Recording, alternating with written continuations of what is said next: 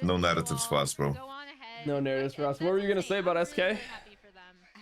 No, I just wanted to have a conversation about because I've been thinking about it, right? Like in my mind, it's like the one issue that isn't talked about enough, like in the scene, I think is which because I've had this issue too, is that some ERL teams are actually just binding their players and expecting absurd payouts for them.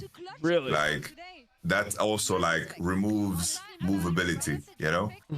Like I'm not gonna specify who or what, but there's players that are like signed on contracts. Maybe they are interesting. Maybe they could have like if things align, they could move up. And sure, it's like some of the RL teams they need to protect their interests and they want to make their money back if their players are gonna, let's say, what's it called, promote. But some of the money that they are asking for is just like absurd, you know? That's definitely like a common issue. For me, what I didn't like I didn't understand why bringing in this bot lane caused such a visceral reaction. Because in my mind, at least in my memory, the reaction surrounding, like when Ice was brought in, the conversation was not about the fact that Ice is Korean and he's an import. The conversation was around why is BDS getting rid of Crowny when BDS peaked. Crowny was a very important part of that and that conversation, right? It was focused on the gameplay details in that conversation. I don't remember anyone saying, it's like, why are we getting imports?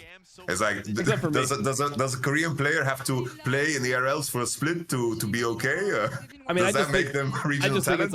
I just think that it's the same problem that you're gonna have. Like, you have these players cycled in, and I don't think that they're going to make you competitive, and then they have zero loyalty to the region, right? So it's like you're just importing players that I think limits, like, just stifles the region's growth. So that's my biggest issue with it. Like, I generally don't like the changes. Like, I don't even, wait, who did they get? Who did they even get? I don't even know who they got. SK. They got, I guess it's like the dumb one. I've never heard of this guy. This is just dumb one CL guys. Okay, and they were good? It's so fun. I'm not sure. Like, I'm not gonna speak on them, right? Because I don't know how good they are and how good they aren't. I have no clue. I don't even know if they're on. Like, Rahel was Damwon apparently, and HH was from Nongshim. That's what my chat is telling me. Okay, because Rahel, I remember, didn't he play a little bit when they were role swapping like years ago? Wasn't he the AD when everyone was playing different roles on Damwon? Like when Ghost was out and then Canyon was playing like mid or some shit? It was when Deft was sick for some time. I don't know, like he removed wisdom teeth or some shit. Oh, really? That was it? Oh, okay. I thought I had some memory of like him playing when that was Malrang, no? Malrang was playing on Damwon. But he didn't play at all. I think Malrang played jungle, and then you had Canyon mid, and Showmaker played AD. So basically, like, Deft was sick at some point, and then he subbed in for him. But it's like, besides the point, whether they're good or not, it's like, in my mind, I don't believe that most players, I don't think that they have, like most European players, I don't think they have. There's a lot of European players that don't have regional loyalty. And I think there's a lot of imports that are done great for regions too. And I think the issues that you can face with importing, you can face these issues with having regional players too. I just think that the line that you draw is where you overvalue a player just based over the fact that, wow, this player came from, you know, Korea Challenger, right? Because there's been very important imports, right? It's like people like to meme on LCS and their imports, but there's been imports that have been super integral to the region, right? Like Impact, Code JJ are the first ones to come to mind, or like when imports succeed, I think there I have no issue with it, right? But there's situations where there's ERL players that get moved up that don't succeed at all, and it turns out that they didn't belong at all. I think it's the same metrics I evaluate players from that are imported or not. At the end of the day, it's like there's imports rules in place, so you can only have two, right? So it doesn't ever like fill out the same full region. But if you manage to get players that are actively better than the ones in ERL, I think that this improves the region. As long as we don't create a situation where the first step is like, oh, Fnatic 2015, they succeeded with Koreans, so let's just fucking grab whatever Koreans we can have and just fill the roster with it without any actual thought process to it, you know? Yeah. Because now, like, on the other side of the coin, it's like C9, they brought in Thanatos, and they brought in Reaper. That makes like a lot of sense. It's like I was intrigued by joining C9, and like I reached out to Jack or whatever, and they said, oh, we are looking at something else right now, and I think this move makes perfect sense. It's like they bring in Reaper, the Reaper knows how to connect Thanatos to the team, and there is a lot of things in place that make a lot of sense. For me, I only evaluate the metrics by the competitive aspect of it. I couldn't give 10 fucks about where people are from or where they aren't from. Because in the end, I think like regional loyalty, I think is also very rare. Yeah. I mean, I don't know, bro. I guess we'll see. But for me, I just feel like the path that LEC is going down is like just the one that I've seen NA go down that just kills your region. Because like, is it like, are these players actually going to elevate the region to the point where the region is competitive internationally? Or is it just going to be like, maybe they're slightly better, but now everyone just feels completely disconnected from the league because every team just will have 2 imports on it. And then like, at some point, people just stop giving a fuck. Like the way that I see it is that if your imports do not make you win more games internationally, it's like useless to have. Okay. We've been waiting for him. Because I think what that if, I think that your fan base just turns like they're expecting something from the imports. Like them being marginally better is not good enough a lot of the time. So is that basically if it's just like a small difference, it ends up not mattering because it comes at the cost of like the experience that could potentially grow players that will stick around in your region for longer. Yeah, and it's like that combined with like what it does to your fan base. But I mean, I don't know. I just don't like a lot of the moves that LEC makes. Like, there's a lot of things I question. Like, is this Vladdy guy actually going to be more like, should he go in immediately right now to a team that's kind of doomed, or do you just play Iwdominate and then you just bring Kalista and Vladdy up together? Like, give this like 18-year-old some time. Like I just think a lot of the things are weird. Like, also, okay, so they got this bot lane. So they didn't play together, right? Rahel and HH. By the the way, that HH name is fucking crazy. He has to rename. Like, that is fucking crazy. There's no way joining a German org in SK and not rename. That name is fucking insane. But anyways, and just to be clear for everyone out there, it's his initials. Like, it's his initials. Yeah. No, I mean, I don't think that's what it would mean, but it's just like that is just a fucking insane name to have if you're joining an like SK organization. But like when I see this, it's like the bot lane duo, like I don't know how good they are. Like they didn't it's not like they have some inherent synergy, so I don't really understand it. And then there's just players that I think should be playing in Europe. Like I would have loved to see, for example, already in the organization, wasn't Limit on SK Prime? Limit and Neon is their bot lane in SK Prime, yeah. Limit Neon is not just better? It wouldn't just be that's the thing, right? I guess it's like just because I know Mitch, so maybe there's like a hint of bias, but it's like SK Prime wasn't super successful. So there has to be something internally that they know that they think that Neon and Limit won't be an upgrade over Exakick and DOS. Because to be fair, Exakick and DOS, they dominated, like they did really well in the ERLs, and then they moved up. They had like a good stint because like there was, of course, the momentum of the meta being the same, the Yumis and the Lucians and the Civies, and then I would imagine that SK, especially with how tight of a budget they run on, that if it made sense to promote Neon and Limit, that this is what they would go for, you know? But maybe I'm being a little bit like biased. I just okay, so like if that's the case, then why do you have Neon and Limit on your team at all? Because I feel like the whole idea of having like the veteran bot lane playing like in ERLs of Neon and Limit is so that like if things don't go well with Exakick and DOS, you can bring them in for some consistency. Like, I don't think that it makes any sense to like be having veterans on your academy team if at a time like this you don't want to use them. Like, no, for sure. It is an admittance of like a mistake in signing these players because they were supposed to be for moments like this, right? So it's like for sure when SK has a moment, Neo on a limit is not continuing in SK, right? Yeah. I wanted to add as well, like what I heard about Abadagio is that basically he declined to play in the LEC because he was offered only to play for one split. So they wanted to give Vladi, but he didn't want to play LEC for one split, which I think from his side makes sense. Like if he is told you can play one split and then maybe you play Academy, I think the other way around is way better. It's like you should promote to LEC to stay there. You shouldn't go there for a short amount of time to then drop down, and you know that's going to be the case, right? I just don't really see like what the difference is, right? Because if he played LEC for one split and he performs, and then he gets it, like he'd still be in the same situation. Like maybe it's like he thinks that he'll look better in Academy, so that maybe like he's Probably, yeah. seen as better when off season hits after summer.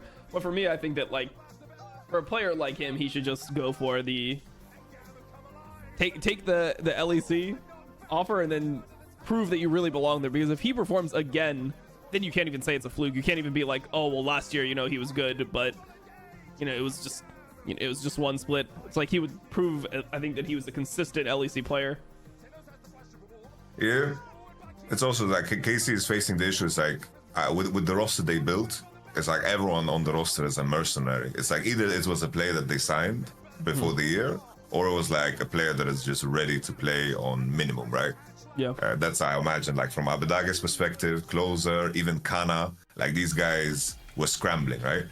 It's like Kana was probably like really close to signing a deal with a LATAM team or something, Yep. I'm surprised that they jumped on Kana as a player and moved Cabo out of the mix, because I think Cabo was the best player in spring, and he ramped up. I don't know what to think about Kana. Like Kana didn't look good. Like he has been on downwards trend for a very long time, ever since T1, and he's. But maybe he just comes over to Europe and is just good, I don't know. The way I view Kana is that like his strengths will probably be pretty good for Europe. I think that generally K Corp didn't solve their problems at all with knowing how to like play the map mid to late game with the changes they made. Because like that was never Closer's strength. I can't imagine a rookie like Vladi being super insane at that. Upset target must are still there. Kana's not going to be like solving these problems either. But I think that Kana, like his strength domestically, like I felt like he was always kind of decent at laning with Dom 1, but it was just like his leads didn't impact the game at all like the other top laners. So I actually think he was like the fine, classic top laner. Yeah. Like the classic top laner guy that's just gonna play like Renekton, Gnar, and like pick them every game. You can pick it like 1, 2, 3, and he's going to be like solid and sturdy. Because there was like a pool of top laners that were just that for the longest time. Because that was like the Korean top meta. Like pick Renekton, Gnar, and Khan is doing this, so you better be doing this. And he is currently the best top laner in the region. And then they had the class of like Nuguri or whatever, and those homies came in, and then everything like switched up, right? Because we had like Rascal, Kana, Khan, like all these homies were just doing cookie cutter the same champs. Yeah. So like laning wise, I agree, Kana has been solid, but like he just maybe the pain for me when it comes to Kana just carries heavier, because I saw, I knew like we're approaching the last years of Showmaker Canyon duo, and anyone that like comes in the way of that, I just fucking like spite them just a little bit more. It's the same as like when people do bad by Rookie. It's like I hate Wayward no matter what he does. Yeah. Like, there's no coming back from that. Yeah, no, for sure.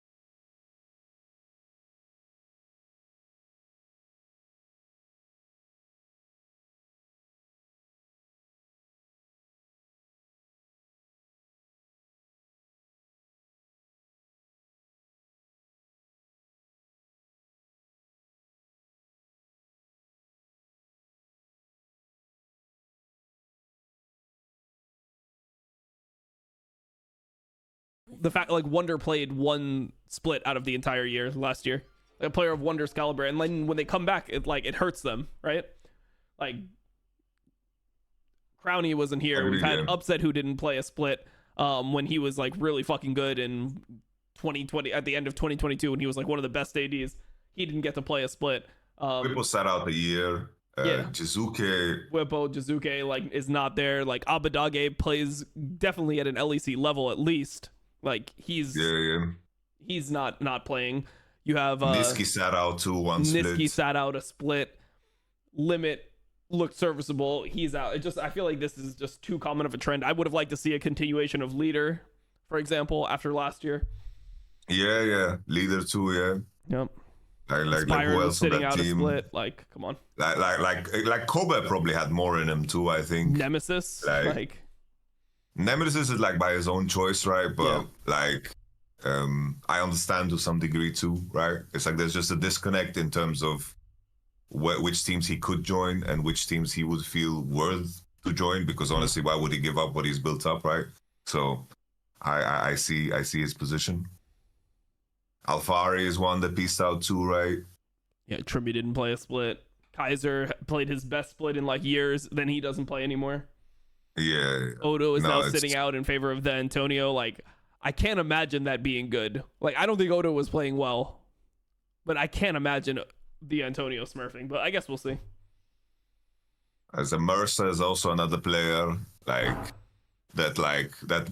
Team Heretics alteration was like on the up and up. We saw like some signs of life, like maybe there's something to pursue there. And that's like, if we look over in the LCK, it's like, it's when a new player is brought up, it's a fucking event, bro. Like it's a fucking event when a new player is brought up.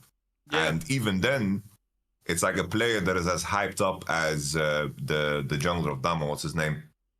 Lucid. Yeah. Like a player that was that hyped up by everybody.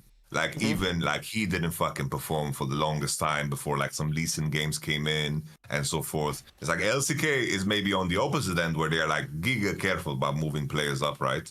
Because like Thanatos was someone that was sitting out too. But in the end, you see like in mid lane, for example, you see the usual suspects. It's like the top 6 mid laners are the same people that have been there for such a long time. And the jump up is like when it happens, everyone needs to agree on the moment that it happens. But the usual names keep showing up and maybe a couple of names get replaced.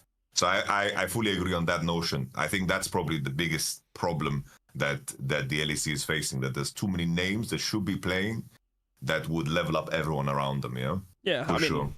People made fun of like Alfari. They're like, I mean, obviously like some of it is by like player choice, but then also like it just seems that there's an element of it where it's player choice, but because their options are limited, right? Like because of how the contracts work and everything, it's not like, oh, the player just wants to sit out. It's like the player just doesn't want to play for that team anymore, and they're signed to a contract for multiple years. So what do they end up doing with it?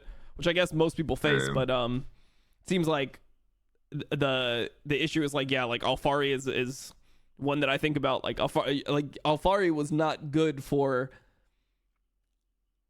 what people wanted him to be, which was being like the best top, like when people put him in the conversation or the expectations of being the best in the region, then he wasn't good. But like when you consider like, is he a top 10? Like he definitely was a fucking top 10 player when he started sitting out. He was a fantastic laner, like brilliant laner. Like. Yeah, I mean, he's somebody that you need to, like that was always my point, is that instead of having a new player like in the region, right, that is just a bad version of another player, it's so much better to have people that have significant strengths so you get used to playing against them. Like I think that's what actually improves the region. Like I think that somebody like Leader is good to have in the region because he's going to like challenge you a certain way. He's going to make you play a different game. You have to respect him. Alfari is another player where it's like, okay, if you're playing versus a really dangerous laner like Alfari, in some metas he's going to be super good. Like I think right now would be a crazy time for Alfari, like a TF meta, for example. Like TF top is not really with the map changes. Yeah. Agreed. Yeah, I think that he could be valuable. But yeah, that's my biggest issue with LEC is too many players just are sitting out. I fully agree. Yeah, fully agree. I've had these conversations with GMs in past teams where I say, like, you want to bring in a rookie, but what the fuck do you want the rookie to become? You want the rookie to become the player we are replacing. like you don't bring in a rookie. I feel like the image is like, we bring in a rookie and he's gonna become the new Caps or some shit, bro. Like most rookies fizzle out and they become like a one split Andy, you know, a 1 year Andy, and maybe they deserved more, maybe they didn't. But you need to have like some idea of what you want the player to become, because like for some reason being a veteran, for some reason that word has become stinky when in reality it isn't. Yeah, it's like. It means it's like you carry experience. Yeah. It's a good thing, and it depends on what you've shaped out of that, right? Yeah. Like for example, like a player like Michichachi, like I think that he deserved he got the time that he deserved, he got the respect that he deserved, right? Like that is like a healthy career. I felt like, you know, when he was like fizzling out, like he was given a couple of splits on the back end, and that's like fair play, you know. If you have like some superstar that's going to reshape the league, fuck it, rock and roll, you're going to throw him in. But yeah, like for the most time, I agree fully. Like, I think that's what's the painful part about franchising, right? It's like you cannot take the initiative to create something that is like player driven, because I think players see this, you know, players see these qualities in players and what is important to actually win games. Especially with how it works now, it's like the best team can generally be player driven because the players have so much success, they have so much pull within the organization. It feels like G2 can be like that player driven team nowadays. But if you're not a team like that, how do you actually pair up with people that you actually think you would play well with? Like players have way different perceptions of who's good and who's not than the like average people in the community. So for sure, yeah.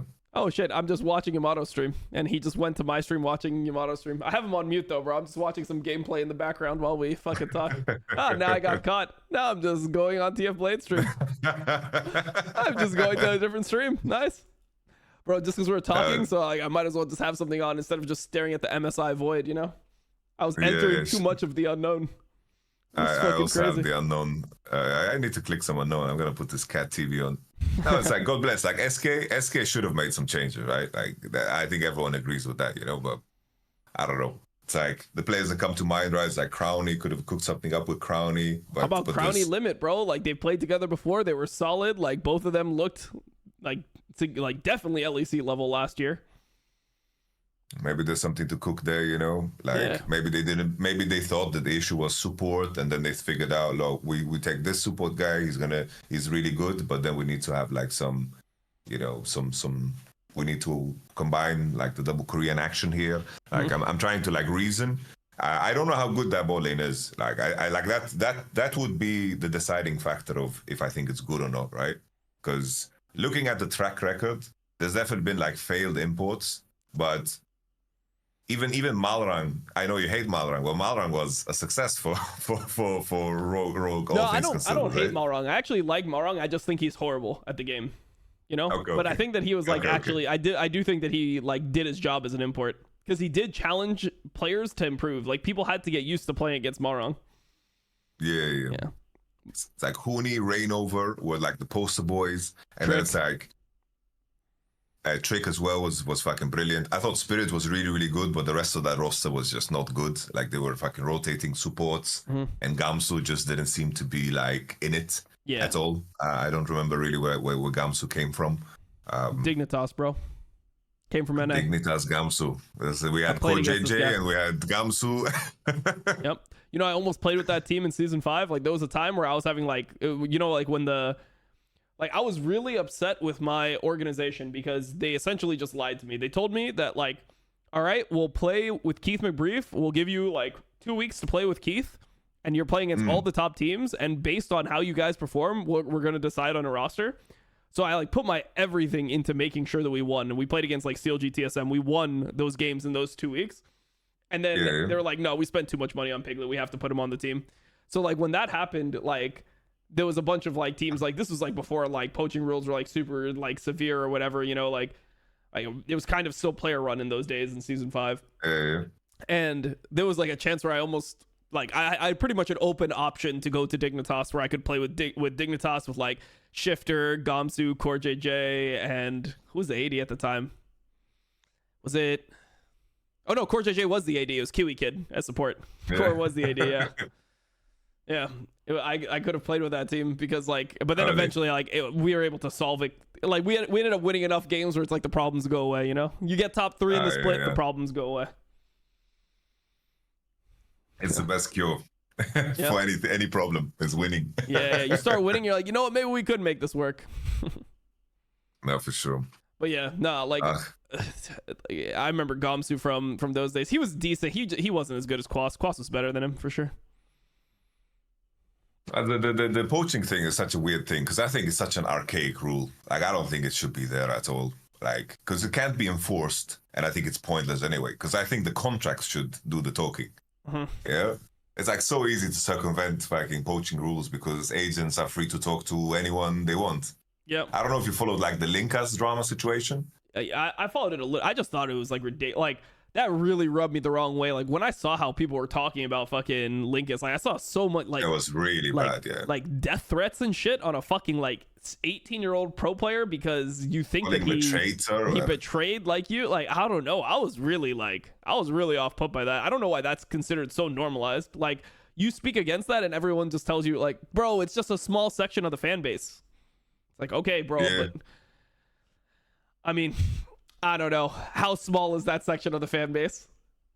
Like it was thousands of those tweets were like they were saying like fuck your mother, like thousands of likes, bro. Like I don't, the Kid Core fan base is not that big. It's not like 50 million people were like seeing thousands of comments and like thousands of likes and multiple different tweets is that small of a percentage of the fan base. That's how I saw it, at least.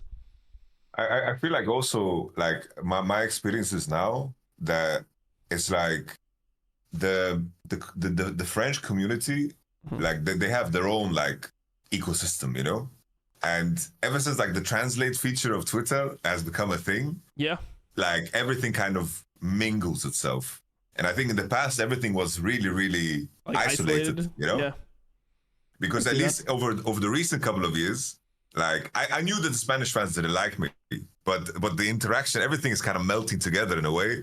So you see like the differences with what is accepted or unaccepted or how people act and how people are, because it's like Charlemagne said this to DJ Academics. He's like, either you are for the corporates, for the corporations, or you're for the people. You need to choose. Yeah.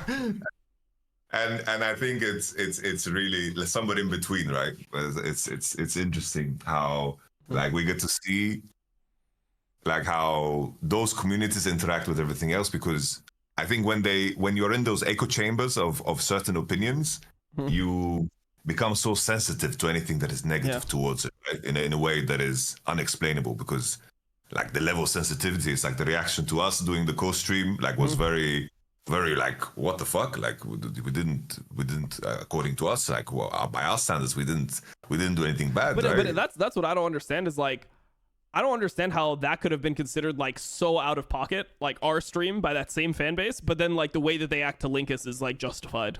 Like how is that a thing? But also it's like, I don't buy the idea that people are like, oh, it's such a small percentage of the fan base. Okay, so like, for example, I don't know how big Caedrel is as a streamer compared to like what the K-Corp fandom is, but Caedrel is really popular, right? I don't see any Caedrel fans really going around and wishing that much death on people and riling themselves up and canceling people and being that vicious. Like I don't see anything close to that from Caedrel's community, and he's big. Like he gets more viewers than Kometo, but I get that like their organization extends past that, but that's like a comparison that I'm looking at. So like you can't just say it's a small percentage, so it's like there's nothing can be done, because we see content creators that are of similar sizes or even like comparable sizes, whatever, and their community acts nothing like that. I think at least Casey did a move where they called it out on Twitter. Which I like they need to do more of that. Yeah, this is just a good move. Like you need to do more of that, because like you need to take responsibility, right? I think plain and simple. Yeah, and like, I think that was actually a really good move by KC, and I even quote retweeted it, because I've been I'm very anti the big fan bases getting away with acting ridiculous. I know you've seen like my tweets. I think you're more of the type where you're like, like whatever, you can't take it serious. But I'm very anti that shit, because I think that it's like a super dangerous game when you start to like normalize that behavior. So I always like that was my main criticism of T1 fans. Same thing with Mad fans. Same thing with K Corp fans. I hate all the big fan bases because of like the behavior that I think is tolerated. And I think part of the reason why the behavior is tolerated is because the organizations and the people that are at the top are like afraid of alienating any portion of their fan base. So they just allow them, they just turn the blind eye. And in this situation, I was like, okay, K Corp is actually doing something to combat it. And I think that will have more pull than people expect. No, agreed. I like somewhere along the line, you have to realize that it's like, who are you actually giving into? Because an act of like inaction is to give into a certain thing. And it is a like passive way to condone the actions of the community. That's how I see it. For sure.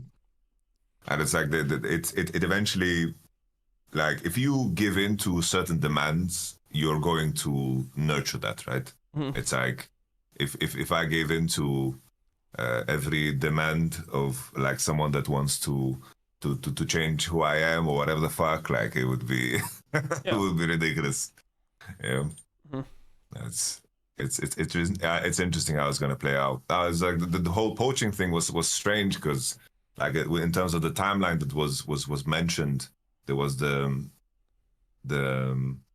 it's like I feel like if you have a contract that has a set buyout, I think that naturally you should be informed if anyone has interest of you, right? Otherwise, having the contract in itself is just null and void, right? Mm-hmm. I feel like the whole idea of poaching is just pointless. Like the contract should speak the truth. It's like if I have a contract and you're talking to me, it's like that there's nothing that can be done because the contract is the truth. And if you tell me, oh, I want to sign you next year, like fair play. Like, well, I at least in my mind, when it comes to this topic, I think power to the players, you know, because it's like players have very short careers. I think plain and simple, they should be able to take as educated choices if they have choices to make their career moves, you know? Yeah, and I think it also has to do with like I think that you sign away more of that right, the more that you get paid, essentially, like the more favorable your contract is. But in this day and age where it's like esports winter and stuff, and like you're not getting paid insane amounts anymore, I think that it's, like the players should have some mobility. And they do. I mean, the thing is, like, this is what I mean, my take was different, where it's like everyone is talking to each other and like poaching each other like all the time. It's not like something where this is like the first time it happens. Like this is just how it operates, but no one can say it explicitly because of the fact that like there are these rules in place by Riot. But everyone know, like, I mean, you do the same, like you always mention it, but like the way that like me and Thoorin do our like discussions where we dance around topics, but if you read between the lines, it's obvious that we know what's happening behind the scenes. The reason why like people like me, you, like Thoorin, like always know what's happening is because everyone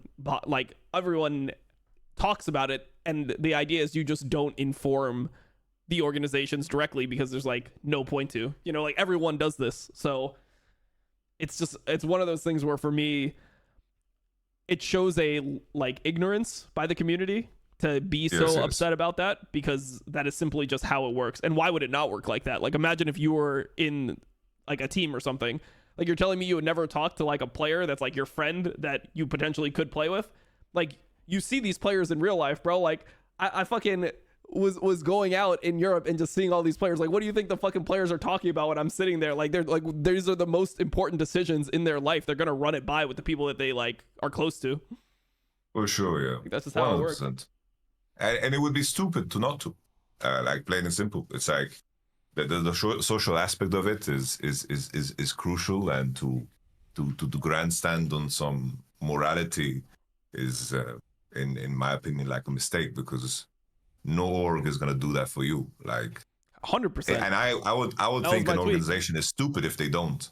Yeah. Like organizations should always plan for the next step. Like if I have 5 players signed for the next 2 years, I'm thinking about what the fuck I'm doing next, and I'm paying attention to all the movements. I'm making sure that I have fucking tabs on every fucking player that could be interesting, because you never know what's gonna fucking go down.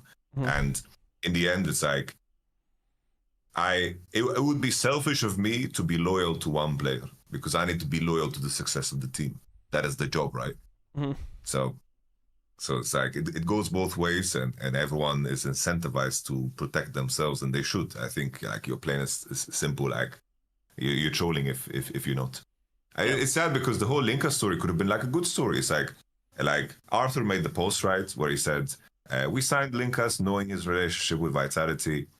We made the deal. We made a deal that he has a buyout, and we understand that in order to attract high talent, that we need to make some compromises because the health of the LFL roster is important to us. Like we want the LFL roster to compete, and like I think in terms of that, like they achieved that. It's like they got first place in LFL, they got reverse swept at EMA Masters.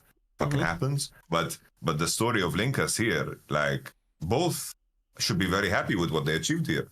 And everyone was honest and everyone's upfront about everything from the get-go in terms of the contract that was signed. It could have been like just a good chapter for everyone, because in my mind, that's what it is, you know? It is a good chapter. Yeah. It's like, agreed. Especially when everything was like upfront about everything. It's like they knew about the relationship with Vitality and so forth. I think that's like clutch. You know? Yeah. I think Vitality is the big fan base, or the fan base that you see a lot of interaction from, that bothers me the least. It feels like they don't have like any, they don't seem very angry as a fan base, at least in League of Legends. Like when I see how they interact with players and stuff, it seems like probably the most tame. So just wanted to throw that out there. It's not every fan base or every team that has fans that I immediately dislike. Yeah, I would say like G2. I think it's a question of size too, right? Like size does matter in that conversation. But I feel like G2 like always dealt with wins and losses like in a good way, you know. Yep. But maybe they get away with more because they are winning, you know. And maybe you would see different sides of things if it was different. So maybe I'm looking at it through rose-tinted glass, you know. Yeah. It's interesting how everything's gonna pan out. I guess we'll see. Okay. I guess we'll see, brother. All right, man. MSI you leaving? Yeah, what were you gonna say about MSI? No, it's like MSI the seeding. What matchups are you hoping for, brother? What do you want to see? I mean, so the seeding is just essentially like there's only like 2 real possibilities, right? Yeah, I think 2 or 3, and then it depends like on the side. Like, I mean, to me, it doesn't really like matter, like because they pretty much guarantee that it's gonna be fine either way. I think I'd probably want to see like G2 on the top esports side. Yeah. Because I feel like that's probably closer than the TL side versus top esports. I hope that's the first round. Yeah, I think that's pretty much all I'm looking for.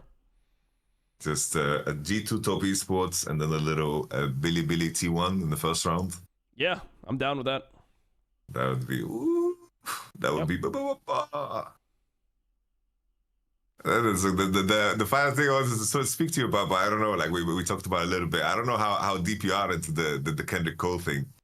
Like, I haven't went Drake. super deep. I just gave it like all one listen, and it was like a listen in bed where I'm like not even really paying too much attention. Okay. Bro, like I am so fully invested. Holy shit. I couldn't believe like Dracos make videos on it for YouTube, man. I swear that shit would bang.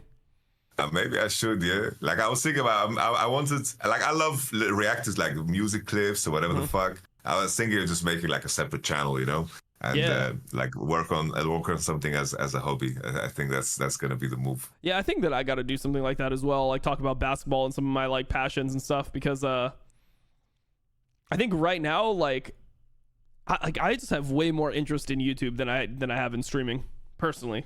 Like I just think that it's like more fun to. Like, I don't know, man. I just feel like when you co-stream so much, it kind of blends together. And it's like, I mean, the reason people do it is like Twitch is like a moneymaker, right? Like that's like why everyone puts like the whole idea of Twitch and streaming is like you want to have a ton of like medium to low quality content. You want an absolute fuck ton of medium to low quality content. But I don't actually feel super fulfilled by that, like as a creator, you know, like I don't feel like I create something when I like when I co-stream 200 hours of regions, you know, like I think that what I'm doing is like valuable to some degree. I don't think I'm just putting out like pure fucking McDonald's dog shit, but it's not the same way I feel if I like create a video that I think is really well researched and it's just interesting to make. So your Chili's video set a standard, brother, man. That was fucking crispy, man.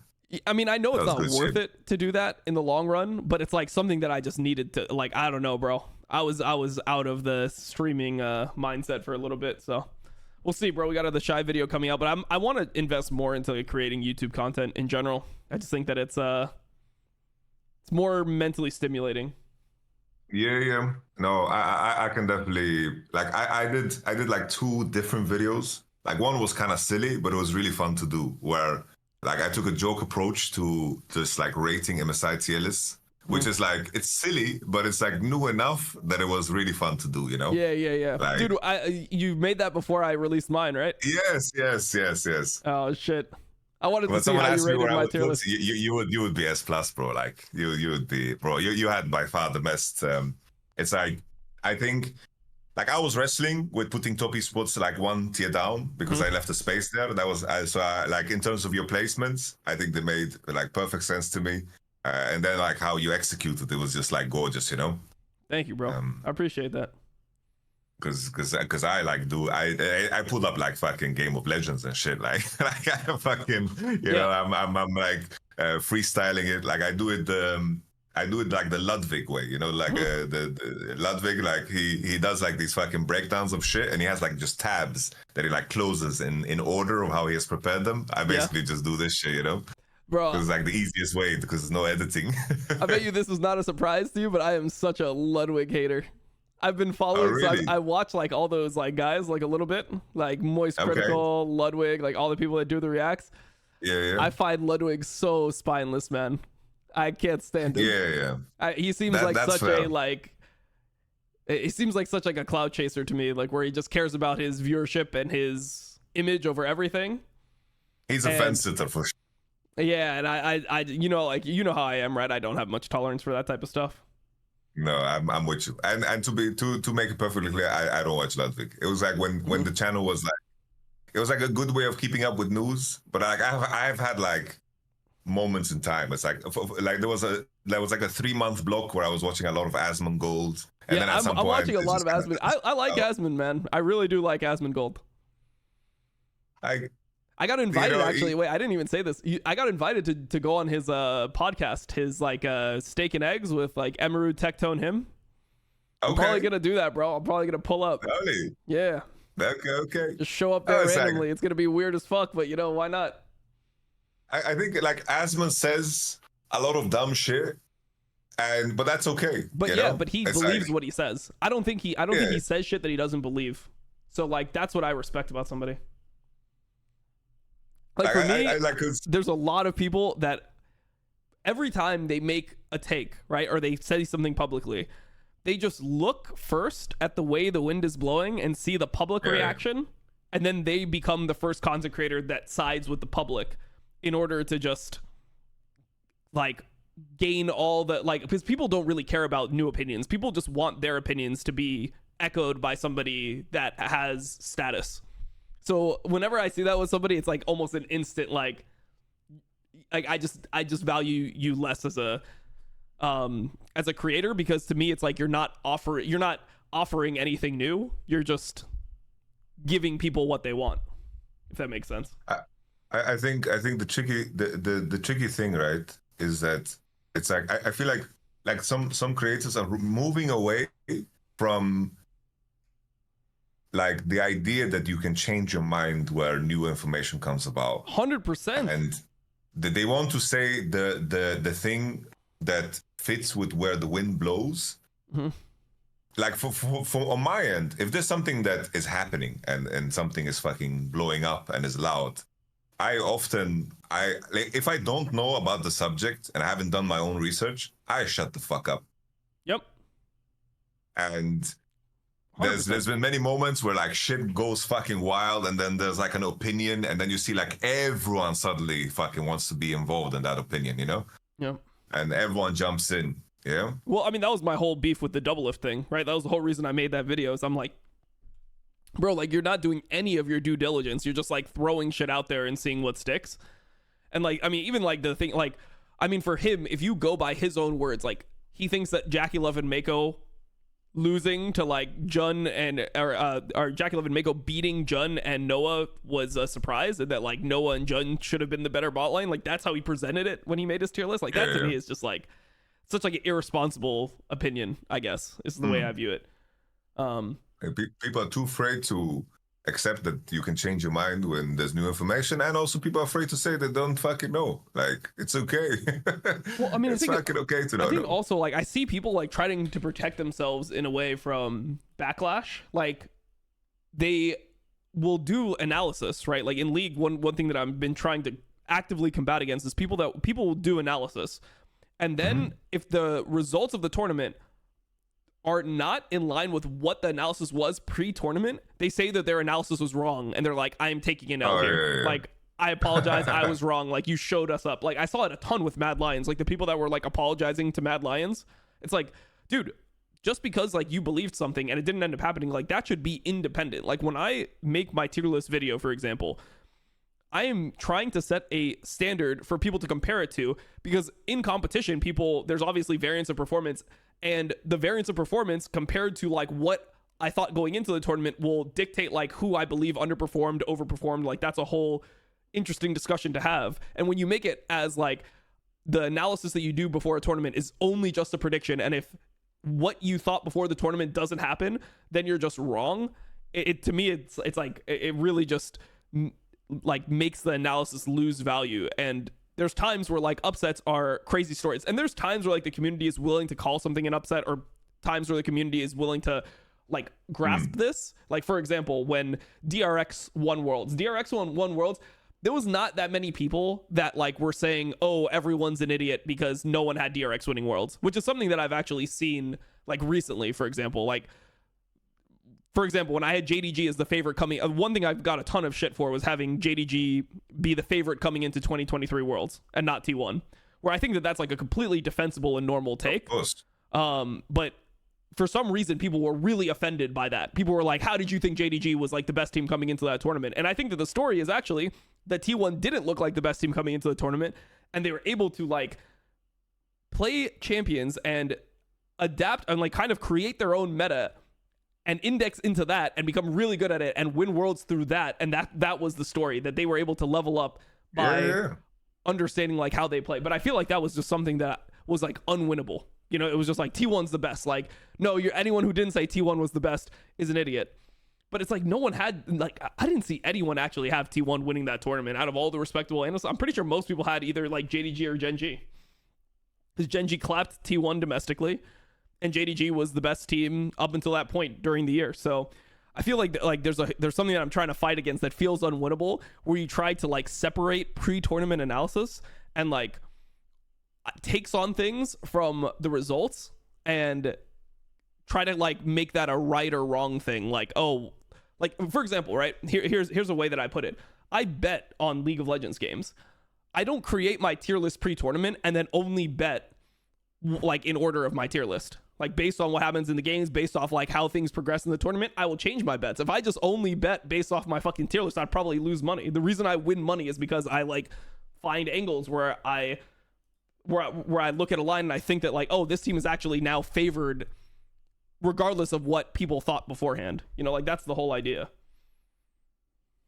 No, I'm with you 100%. It's like I've also fought against this, right? Because I think it robs from the story, right? It's like I was having this fight because like the T1 conversation is always a very rough one, right? Because we made that tier list based off performance in spring. It's like we didn't measure intangibles, and we set the parameters of our tier list like for the top 20 list, right? We set our parameters very, very clear, and then like a lot of people came back to that, which is fine, you know, who cares? But I think when people are saying it was obvious that they were supposed to win, it was obvious that Faker's gonna fucking perform, like it just like really just ruins the story, right? Yeah. Because I said the same thing. It's like to predict that DRX would beat T1 was a dumb prediction to make, even though it's right. Like if anyone predicts T1 to lose against DRX in that finals, it's a stupid prediction to make if you are just looking from an analytical point of view. But- Maybe well- someone can make like some arguments. Zeka's popping off, blah blah. He broke through everybody. He's gonna break Faker too, blah blah. Okay, maybe there's some angle, something there. But in most cases, with nuance, people are gonna predict T1 to win their finals, you know, and the result doesn't change. It just makes the story of what DRX did so much more unique. It's the same with Oscarini now. It's like, if I say, wow, Oscarini had a breakout performance. I thought he was coming to this matchup and be a big liability against 369. He showed up big time. And then some motherfuckers say, well, oh, you just hate Oscarini, bro. He's fucking good, by the way. Like, that was just like... That's what it always ends up being. And it's so mind-numbing and, like, worthless to me. Like, it makes... I think that's one of the things that makes it so, like, boring, because it's always the same responses. You know, it's not like you get anything new or, like, interesting out of those topics. It's like, well, man, Oscar played better here than he did domestically, which is why that was an accurate thing to say before. It just feels like you're kind of going in circles with it. At least that's how I feel. Yeah. My chat needs to fucking chill, guys, just because, like, Dom said that he likes to watch some Asmongold sometimes doesn't mean he fucking agrees with every fucking thing he's ever said. Like, relax, guys. Wait, what are they even talking about? Like I don't know what Asmongold has said on like the whole protesting thing issue, whatever the fuck. I'm sure like you don't fucking know every detail what Asmongold has said. Oh no, I haven't even watched. Like I don't even watch current Asmongold stuff, bro. Like that guy has so much stuff on YouTube. Like I've kind of been going down the rabbit hole of like old reactions to things, and mainly I'm watching him like react to fucking. I mean, I watched him react to a bunch of WoW stuff, and then I've watched him react to like. These video, like he reacted to a video. I watched it like a 2-hour reaction to like the dark side of Boogie. Box. Like yeah, the dark. Yeah, no. Yeah, like I've been watching his reaction to streamer content mainly. Like I don't really know his politics at all. I just watch his reaction to like streamer stuff because like he is somebody who's like, I mean, he's one of the biggest streamers for years now, and he's a person that has a he has like a good idea of how streaming works on a fundamental level, which not everyone has, I would say.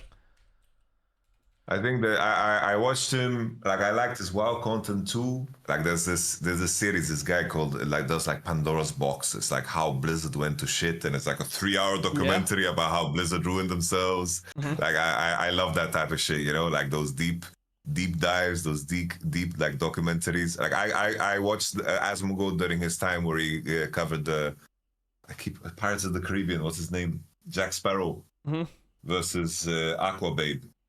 Fuck, I don't remember the names.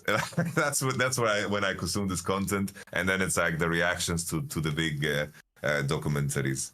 But now it's like I'm watching like these documentaries about rappers and like the beefs. Like this is where I'm at. What the content that I'm consuming. Yeah. Yeah. No. Yeah, well, it's fun. Like I just feel like a lot of those creators. I mean, it's good, like because I told you right now I'm like playing like WoW, and I feel like that's like the type of stuff you do when you play WoW. You just throw something on in the background while you just mindlessly like hit shit. I think that's the one thing that I miss about grinding, bro. Like when Diablo 4 came out, like I was playing Diablo 4 and just listening to like old Thoorin beatdowns. Holy shit, that's 3-hour essays of him like. Yeah, I love today's gonna be about this person. Yep. And then he just has receipt. Yeah, he's like the moral, a moral accountant. Yeah, no, for sure. I mean, I respect the fuck out of Thoorin. I know people don't like him because of his like Twitter and shit. Because he's like, I mean, he will just never drop anything ever. Yeah. But I've always valued Thoorin as like I feel like Thoorin is somebody who needs to be in the space. It's bro, like even how they called out like the EG shit, right? Yeah. It's like, well, would that have just been swept under the rug and we 100%. Would just fucking accept it for what it is? Like, 100%. Bro, that is like giga important. Yeah. Richard Lewis as well has done like very important reporting, and it comes back to the initial thing, right? Like if you align with me, right? It doesn't mean that you fucking agree with everything that I say and everything that I do. It doesn't, like, I don't know a single person where I agree on everything with. I disagree with my parents. I disagree with my fiance. I disagree with everyone on something somewhere. Yeah, like, of course. That's another layer of the conversation of people are so afraid of whatever the wind blows, you know? Yeah. Like, look, there's some things that I know. Like, that oh, you don't why are touch. you with Dom? It's like, what the fuck are you saying, man? Dom is a brother to me, man. Like, We've only met once in real life, but like the moment I saw you, I like everything, you know, everything was so easy and the same, you know. Yeah. It's like Just said, "Oh, you're you've just been the with me same." through tough times, you know, For sure. and everything was the same. Like that was such a breath of fresh air. Like nothing was different, you know. That's always a good feel. I felt the same with Gilius, to be honest. Like, Gilius was the same exact person in real life. Yeah. He's just the same, bro. He's just fucking Gilius. Like, yeah, it was just easy, bro. Yeah. I respect it. I love it when that's the case, you know. Yep. It's like those interactions feel genuine, so you know you have like a homie for life, you know. It's like the homies that like I have like 3 friends that I'm close with back in Sweden. And sure, growing up you had a bunch of friends up and down, whatever, like we're in the same team, in the same class, whatever the fuck. But these 3 guys, every time we talk again, it's as if nothing has changed. And I can remember like their soul, you know? Because no matter what they go through, I remember their soul. Nothing has like changed their life, whether they have like, they got married or have children. It's like, it just, their soul is the same. You know? Respect. God And it's damn, like some other married people, and it's like- children and stuff. That's crazy. It's kind of mental, no? Yeah. It's like, you know, the other day, I was reading something. It's like, oh, this guy is your age, and then I check his age. It's like he's approaching 30, and then when I read that, I was like, shit, man, I'm approaching 30. I didn't even realize. I'm approaching 35. Do you feel like it? Do you feel? No, I don't feel like Aging has slowed down than the current day and age. No, it's like, weird, right? Because like I definitely don't feel it, and I don't think that other people view me like that. Like, I mean, obviously my chat will like meme that I'm old, but like even like Gilius was like, yeah, you don't feel like you're like 35, bro. Like you don't have like you have a young energy, you know? Like I feel like I'm still there. You know, I don't have like this like, all right, like slowing down energy. I still have crackhead energy. I know for sure. Like, my life has been. I'm a poster boy of like that. Age isn't like a real thing, you know. It's just more about like what your experience has been. So I was lucky that by the time I played in the LEC, like LCS for the first time when I was 17, I had already like worked many years in my life. Like I had experience working with my father, working summer jobs, working during school. Like I grew that old man experience very early on. Yep. Smoked cigarettes like a fucking chimney. You know, it's just a question of like what the fuck are you doing growing up? Because there's people that are our age and they behave like they are not, like they behave like they are 18. So it goes both ways. No, I mean there's like some things that that I think I like have that make me that seem like older to people. Like one thing that like Rachel brings up is like discipline. I think that like when you see somebody who's not disciplined, I feel like that's like kind of a thing of immaturity. But I mean I feel like also like you gotta like have fun, man. You gotta still like be yourself. You can't just view it as like, no, I have to, all right, like party time's over now. I just become like a fucking boring ass like old fart. You gotta keep some young energy. Yeah. When did you is this something you've always known, or did you realize this at some point? No, I've always felt young. But then like the other thing is, I think it also comes down to like how you're like being like raised or whatever. Like when I grew up, I was the youngest person in my class always.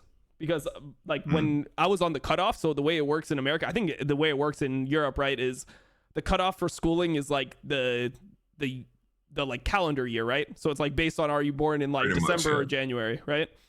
Yeah. The way it works for like what school year you get placed into in America is like based on August or September.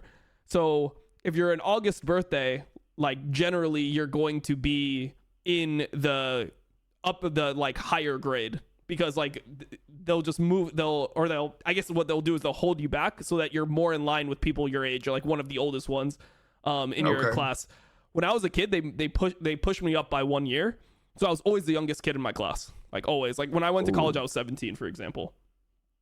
So well, that's so broken, bro. In the early years. But please continue. Sorry. So so I think that just that kind of created how I felt about myself. I just always felt like I was young. You know, it just is what it is. Makes sense, yeah. Like I'm born December 30th. So like I was just at the cutoff. and like I was growing up, I was always the slowest and always the weakest, you know, because I had fucking 1 year gap. And then my homies Eddie and Freddie, they were born 3rd January, so they were like just bullying people, you know, 2 twins, biggest people in class. They were just bullying people. It's like 1 year gap, bro. Bro, I've heard so much about Eddie and Freddie. These guys are maybe these you some get to of your meet them three? at some points. Are these your three? Yeah. These are my homies, bro. Because they always keep it real, man. They always keep it real. Like they've been the same, and they are like very, very loyal, very principled. You know, it's like I know where I have them. You know, and there are certain things they don't tolerate. They will always be like there for you, like regardless of anything. And even if like I don't talk to them or message them for like a full year, everything remains the same. You know, it's like they know where they have me, I know where I have them. It's like those are the homies, you know. Those are the brothers. It's cool. Yeah, respect. Eddie and Freddie. Eddie and Freddie. People made the same joke I made originally, Ed and Freddie, but you never watched that show. No, I did watch it. I didn't think it was that funny, though, because they've heard that joke so many times. They are 2 out of 4 brothers, but the other brothers, it's like Daniel and Ante. Andreas, well, that is a Swedish name, isn't it? Yes. That's pretty fucking very Swedish. You doing gym still? You eating skyr? You found some skyr in there? I'm fucking on creatine now and stuff, dude. I inted so hard by not taking creatine for like the first 4 months. It's so yeah. It's so fucking drink water, bro. Yeah, I've been drinking a lot of water because that shit is like, I feel that I feel some slowness in my organs since I started taking creatine. Like, shit makes me feel a little like heavy. No, for sure. You gotta drink like a fucking camel, man. That's like my biggest mistake. I don't drink enough water. I'm very, very bad with it. Like, drinking water is broken. Like you know Viking Anton? Do you know this homie? Yeah. I like tweeted out, you know, that he's like willing to like help homies. I had like a conversation with him, and he gave me some pointers. Because I basically told me like the mistake that I'm doing is like if you want to build muscle, like I go to the gym to like I want to go to war, you know? So like every set that I do is I'm gonna fucking feel like I'm dying, you know? And basically that's not good. Volume is like king. And basically it's like now I have cut down just because I want to still do the to failure and go rock and roll. I just cut down the amount of sessions I do in a week. So now I go 4 times instead of the 6 time thing. Because like basically told me like you don't give your body a chance to fucking recover at all. Yeah. You go to gym, you go to war every time, but in reality you need to build volume. And basically like how he phrased it is that like the first 2 like exercises that you do, those are like the drivers of the training session, and that's where the weight matters. And usually it's like the last, if you want to push, do it on the last set. But on me, it's like I've been doing like the Mike Mensa thing. I gave you the Mike Mensa book. It's like is Mike Mensa just full of shit? Have I been just griefing myself? Like I think that if you train less, I think it does make sense to push yourself fucking hard. But it means that you need to give yourself a lot of time to recover. Yeah, because Dorian Yates gave himself that, right? Yeah, I think for me, my biggest mistake, but I like know it, is sleep. Like everything I read is like sleep is super important. I'm getting like 3 hours of sleep. Like, bro, like I'm trying to like sleep 2 times 4 hours. It doesn't happen. Like I'm sleeping like 3 hours and maybe another 2.5. So I'm sleeping 5.5 hours over like 2 sessions. It's fucking horrible for recovery. I'm telling you that. Bro, I can imagine, man. As I say every time, bro, I wouldn't be able to do what you're doing, bro. Like you are crazy, by the way. Yeah, I gotta figure out like, I gotta figure out some type of solution. Like, I don't know if I don't think the solution is like quitting anything, but I think the solution right now where I'm at is like I need to actually commit to getting something set up in Europe.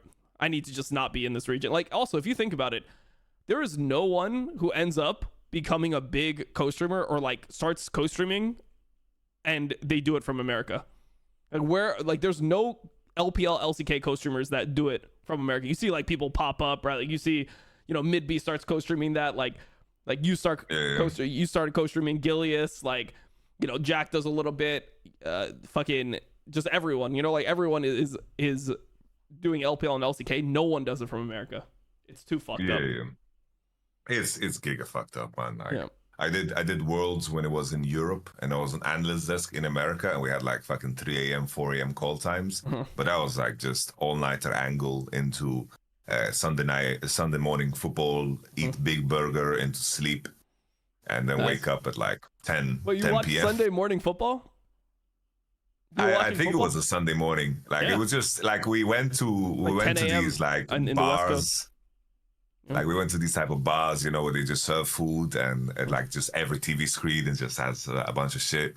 And then I know nothing about football, but I picked my team, the Minnesota Vikings, just because it's Vikings. No other reason. Respect. Vikings are a pretty cool team. They're not that good, but Vikings, Swedish, that direction, you know. Like, well, I know nothing about American football the same way I know nothing about basketball. You know, like I'm out of the loop. But it's always interesting for me.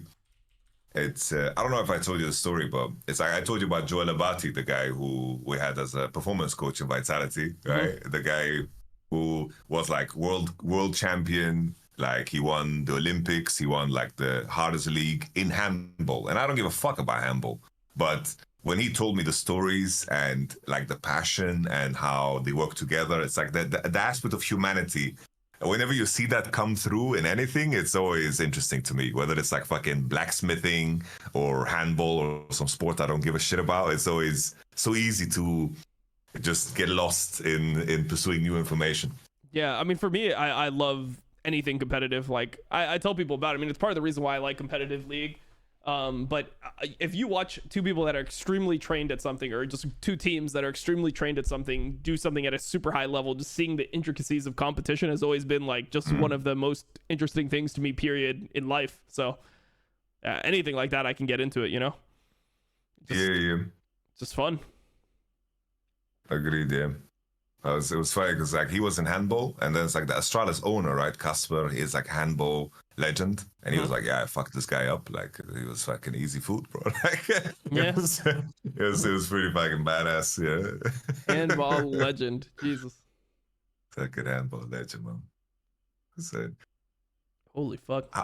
Since you know, right? Like the Last Dance documentary, like how serious is it? You know, because that's like I love the Last Dance documentary. I watched it a couple of times, but it's like obviously everything is very over dramatic and made in a certain way. So it's like it's like the skeptic in me thinks it's very Hollywood, you know? Like what do you mean? But what part of it are you talking about specifically? Not any like specific part, but like for example, Drive to Survive, right? Maybe that's a better example, right? It's like I don't know anything about Formula One, and they've made it very digestible for someone that doesn't know Formula One. But I imagine for someone that really likes Formula One, maybe they think that Drive to Survive is just fucking garbage, you know?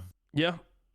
No, I mean, I think that's like obviously I was super young when I was experiencing the story firsthand, but it did feel like how they portray it. It did feel like almost it did feel like destiny for them to win again. I don't know how else to put it. Because that shit is just way too like the Last Dance story is just way too cool. Like it's like I get like the whole it's impossible to not fall in love with the competitor that is fucking Michael Jordan and his earnesty and honesty. Like, but I do think he was like one of he was just a generational competitor in like I don't know, bro. Like he's like one of the best competitors of all time in like anything.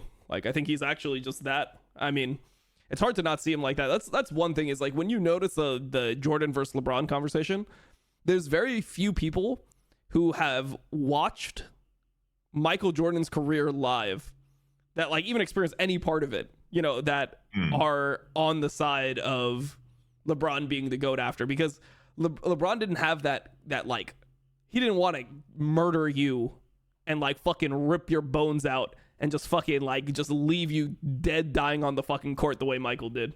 There's some type of like just anger or something that Michael Jordan had. Like he was a real killer. And that shit was fucking crazy. That's why I always, like, I told you earlier that I'm a huge fan of Kobe, right? Like, why I really like Kobe. Kobe was the closest thing we've ever had to that, where he was just like that insane level of competitor. And I love that. You know, like, I love competitors. People have always wondered why I liked Perks as a player. Like, why was I a fan of Perks as a player? Because, like, he's not a clean player. He's not a mechanic. Like, he doesn't have insane levels of finesse. But I like players that are competitors, and that's, you know, who he is. So. No, for sure. Yeah. I hope Perkovic is gonna be, but I want to say he should be all right, right? Like, he made a fucking fat bag, and I feel like everyone is so short-term memory driven. The way that people talk about him is just like so gross to me in the community for like being who he was. Like, he has had literally the second best Western career of all time, like undisputably. And you look at the way that people talk about him on fucking Reddit, it's like yeah, thank God he's retiring. Like, that's like the mental. It seems so like, it feels so crazy that that's how people feel about Perks. It's like just like saying his career out loud is absolutely crazy. I mean, he won 9 out of the first 11 splits he played. What? And the 2018 one was against fucking 2018 fucking Fnatic, and they still made a crazy run at Worlds. Yeah. And the one time he didn't win, yeah, exactly. The one time he didn't win was against Fnatic, and they end up beating RNG, who was the favorites to win Worlds in that season, in fucking semifinals. It was crazy. And that performance that Perks had in that game 5 is like it's probably like the most insane individual performance we've seen out of a Western player ever. Yes. Like, yes, it's like it is just that. But I like, people just refuse to like accept that was a reality. I don't know if it's that people are, because I don't imagine that there's that many new fans coming into League. I don't know why people just choose to ignore like the fact that Perks was great because he was bad at the end. I'm really curious to see like the numbers on that. It's like how many people quit and how many people like join in. Like, I would be really curious to see like the numbers of that. But like, League just seems such a brutal game to get into. Like, it's usually just word of mouth. It's like, oh, my friends are playing League, I should try League, something like this. I saw that like Soda Poppin and like Forsen have started playing League, but are they getting paid for that or something? Like, no. I don't know. It's like it's an angle, I guess. But it is strange how everything is so short-term driven always. It's weird. Yep. Because like, at least like interacting with chat, it's like usually like the conversation is, oh, it's like I was watching you when you were in Dragon Bones. It's like, holy fuck, okay. Fucking ages ago. Yeah. That's cool. I'm trying to find the Reddit thread where exactly it was. Holy fuck. Reddit is such a shit platform. Has your Reddit been like laggy at all? My Reddit is like super laggy. Yeah. Oh, sorry, it's so rare that I even open it up, so I'm not. Damn. Now that I'm opening up, it's fucking laggy as fuck, man. Why is it so laggy these days? Do you use old Reddit? I use old Reddit, and I have it on dark, the DD Reddit. Nice. Yep. I have like this little switch that I can flick on, and then it just makes any page dark. Like, yeah, I have that too. What do you use, Dark Reader or what? Yeah, it's just called Dark maybe it's Dark Reader. Yeah. Okay. That's the one. It's just a little switch. Yep, it's nice. That's what I used to. It's like, since we don't talk in a while, bro, like during the games, I just felt the urge to like bring things up with you, like. Yeah, for sure. Bro, it ended up being a podcast at the end here. Yeah. No, I appreciate that you took the time. Yeah, no problem. I guess it's my way of saying that I miss you, Yeah, no, I miss the boys as well, bro. It's been weird, man. Like, I feel strange about the timing of this MSI because, like, I'll be honest. I mean, we talk so much about like the time where I do things, but like when it's 3 a.m., it's so hard to talk to people for me. Like, I kind of just want to let like not have to like engage and like think about the other person saying. Because if I talk to you guys, I want to be like interacting with what you're saying. I don't want to just be here like AFK. A lot of times, like in these games, it's like hard for me to even fucking turn on the Discord because I'm like, Like how like I'm gonna be just sounding like an idiot or something. Oh, it's like even when like on the first day, like I had full degen sleep schedule. Like I was going to sleep like 4 or 5 because I was just playing way too much TFT, you know? Yeah. Like I just way too addicted to like way too much TFT games. And then it's like on one day, the first day I fucking overslept.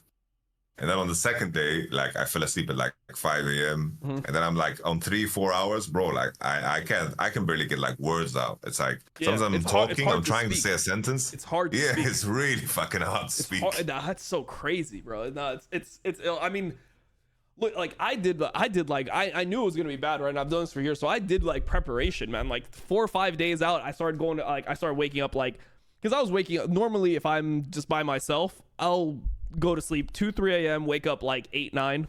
That's kind of like how I do it. So I started setting alarms. I went like 7, 6, 5:15, 4:30 the day before, you know, but even when I like even jumping from 4:30 to like the first day, I think I set my alarm 2:15. Oh, and then by now I'm just like I'm just like suffering. At least I made the first days like okay enough that I wasn't that sleep deprived. So now like the fact that I think I got what 3 hours and 15 minutes of sleep today, it's like acceptable because at least I had like 8 hours, or like I didn't even get 8 hours, 7 hours on the first day, you know. And then I get 1 day to sleep in between, so there's just tomorrow. As long as I get through tomorrow, then there's 1 day where I can actually just fully sleep and carry that into the rest of it. I would like the thing you said about the rest of the day being unproductive, that rings home. Like those 7 a.m. days, it's like that's 7 a.m. and that's like for a lot of people that's human, you know. And that was so fucking hard for me and then I like after the stream is over, I just like take a nap for like 2-3 hours, and then it's like still wake up feeling like you're hungover or some shit. Like horse shit, bro. Yeah. It's fuck. Have you read the book by Matthew Walker, Why We Sleep? No, I haven't. I've heard about it though. I think Gilius talked about it too. I think for as long as you I almost don't want to read it because I think it's gonna like change my like perspective on like life. Like it's gonna be like it's just gonna show it's gonna show me how much I'm damaging myself, and it'll like make it so I can't even fucking do LPL or some shit anymore. Actually, no, it's basically borderline, you know, one of those books that are supposed to help you like quit smoking, but for sleeping. Yeah, no, it's like I just can't be thinking about what I'm doing to my body when I feel super bad, you know. Like if I start thinking about it, it'll be too destructive. I gotta just I gotta just sense. Fucking just get through it, and you know, be like, you know, at least I know I won't do this forever, and then later on I will let myself sleep. Okay, bless. Then I won't share the lines of text that if it changed my view on it completely. Yeah. It's just, for sure. It's a very profound book. So when you're ready, you have your flat in the EUs, then you can read it. Rock and roll. It's gonna be good. For sure, bro. Also, it's like right now I'm doing like the double stream, so I'm gonna be like streaming the Dantes thing. So I'm live for 5 hours now. Then I'll stream the Dantes thing. I'll probably do like 2-3 hours of that. I'm also working on my I'm putting the finishing touches on the Shy video. What's the Shy video supposed to be? I just had to that was it. I made a bet with Caedrel that I had to make a video on the Shy. So I'm telling the story of the Shy, and I'm telling the whole story of the Shy. But I'm going back, bro. Like I went way back, like the whole story. Yeah. Okay. Like, when was the last time you heard people talk about the Shy combo? Do you remember hearing about the Shy combo? The Shy combo? Yep. Bro, I'm missing the context. There's some Riven stuff. Yes. It was the first time that people knew who the Shy was. I think that's important context to his entire career. That's where I'm starting with it. It's just like the beginnings, you know? Ooh, like the Shy combo was a Riven combo, and I spent time actually dissecting what the Shy combo was. So the Shy combo was when you E into R1, so you cancel your R1 animation when you're pulling the sword. Then you flash W, auto attack, cancel the auto attack with a Hydra proc. So you cancel the animation of the auto attack with the Hydra proc, then cancel the Hydra proc animation with R2, and then you Q1 during your R2, and you just like one shot somebody. So just even like showing that And giving that context, I think, is like such an important thing to know who the Shy is. No, that's super cool, man. Yeah, bro, you've so- set a standard now with your MSI video, bro. Yeah, Like, so you have to maintain. It's gonna be yeah, good. I'm in the process of creating it, bro. I've got like the first probably 40% done, but this was the part that I had to do most of the research. Once we start getting into like his career, like I followed his entire career, so I think that I can speak about that more freely. But like going back and doing the research on the origins was the hardest part, because I mean, there's just not that much stuff out there from 2014, 2015, seeing his first like Rivenmont, seeing where he first came up, all that stuff. It's just different, you know? Nice. No, that's super cool. I'm excited to watch it. Yeah. That's gonna be sick. Yeah, I'll put out the fucking video. I'll put 15 hours of work into it. Then Caedrel will react to it on a stream with 90,000 viewers. And I'll look at the video views afterwards. It'll say 80K. That's going to be sick. Nice. Maybe like, he does I made ethical reacts, you know? Yeah. Then he'll upload his reaction on his fucking clip channel. And it'll get 190,000 views. Holy fuck. Yep. Yeah, that's something that like is crazy how like you can gain momentum. Like I was thinking to myself, and I say this out loud because I would never do this. It's like, should I beef with Caedrel? Should I go to war with him? Should I look at something that he does and just fucking attack him? Because I remember in the past there was the whole fucking Caedrel had the conversation with LS over Renekton, right? Yeah. It was such a small thing, but it's something that really, really like builds such heavy momentum. It's weird how like even something as LS simple is as like number one. Like he just went at him. yeah, Caedrel And just maybe went it's at because we're in beef season with hip hop. Maybe No, I want to do the same. I wasn't even thinking about that. I thought you were going to take it a different angle. This is what I like thought of for the longest time. So I used to never react and upload even my reaction. Like even if it's fully transformative, even if I am talking, like for example, when I reacted to Double Lift, I talked for 17 minutes on a 3-minute video because I had so much I wanted to say about the topic, right? And it's not like I'm just repeating myself for 17 minutes. It's like I'm going through every part of trying to explain why I think what I think. I used to think when I started doing YouTube and just Twitch and everything, I thought reacting to somebody was fucked up, period. So I never even opened somebody else's stream on my stream. Like I never would open one of my friends' streams on my stream. I thought it was like fucked up to do. And it wasn't, and like I never reacted to any videos. So none of my videos were reactions to like anyone else's content because I thought that you'd just get like DMCA'd or something. I can't believe that reacting to content's even a thing. Like now I obviously do it and I'm like completely like just willing to do it, but I couldn't believe that you could actually do that and make your own money off of it. You like I thought that you would have to like give your money to the fucking owner of the video or whatever. Like it seems crazy that that's actually such a like a huge market. And like I've accepted it now, but I couldn't wrap my head around it originally. It is like I can see where that would come from because I think initially I would think the same, but now I watch people like on my second monitor reacting to shit. Yeah, same. There's a weird sense of I don't know that you're watching it together with someone that transpires in a weird way, you know? Yeah. Well, no, like I remember when like I first watched do you remember when Idubs shit on that reactor? Like Jinx, what's his Jinx Reload? Do you remember? I must have missed the segment. I already remember the content cops. Yeah, it was his first content cop, I believe, or one of his first content cops. Idubs Jinx Reload, and this guy was just a React YouTuber, and he reacted to like videos and stuff. And Idubs just made a 15-minute video about like how much of a fucking loser he was to react to stuff, and at that point, everyone agreed with him, and it just killed the guy's channel. He literally just ended this guy's career. Based off of it. And I think because dumb to do Cut the Western shit. Honestly, yeah. Like Idubs was a big inspiration of Cut the Western shit. It's like, dude, why don't like I think the same way about so much stuff in the League community. I'm just gonna fucking put it in video form. Why not make a good fucking video? But like now I think it's just too hard to do like Cut the Western shit. Like I thought about doing one on Double Lift, but I just feel like it would come off as like such a it'd look like I'm just trying to farm him for content, you know?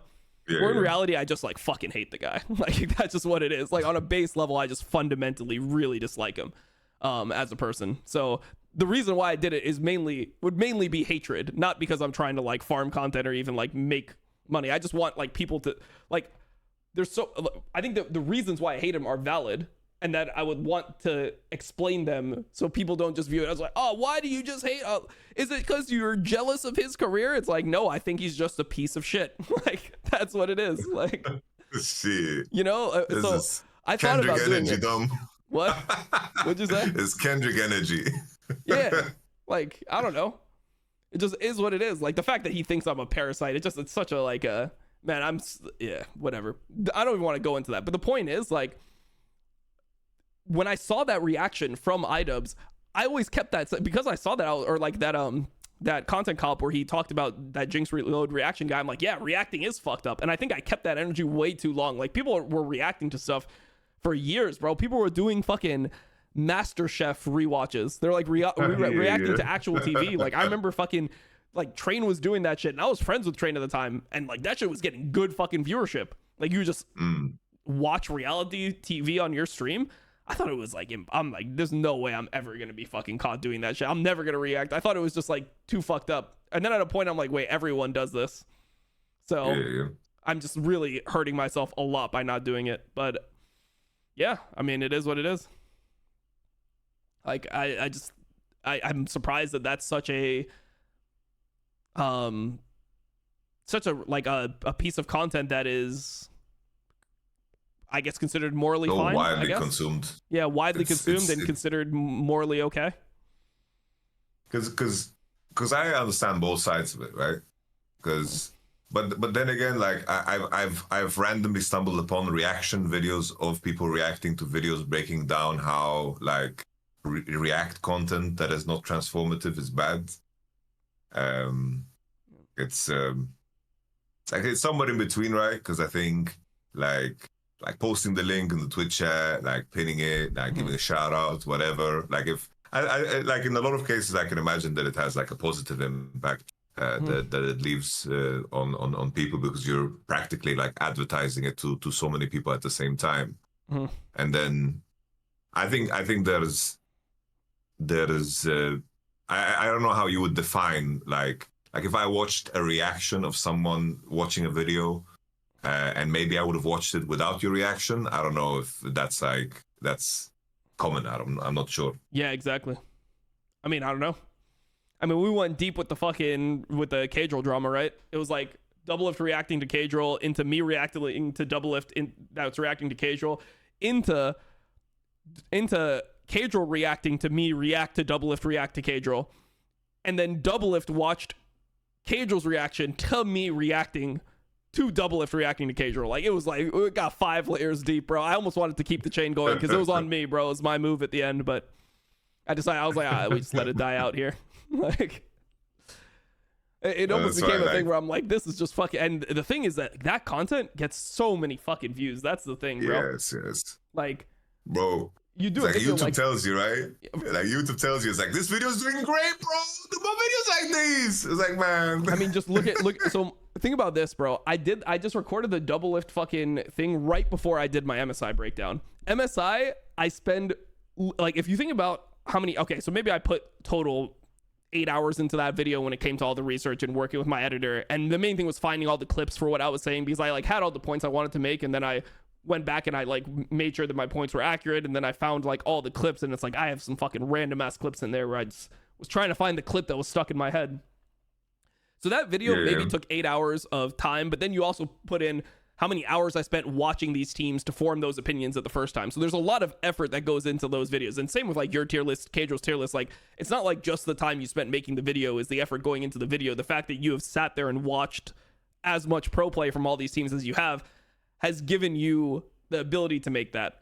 So that video got 98,000 views for me. And that was a video that takes a massive amount of effort to create.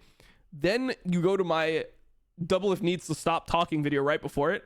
The Doublelift needs to stop talking video got 122,000 views. My tier list got 98,000 views. And my Doublelift needs to stop talking was maybe 30 minutes of effort, I would say.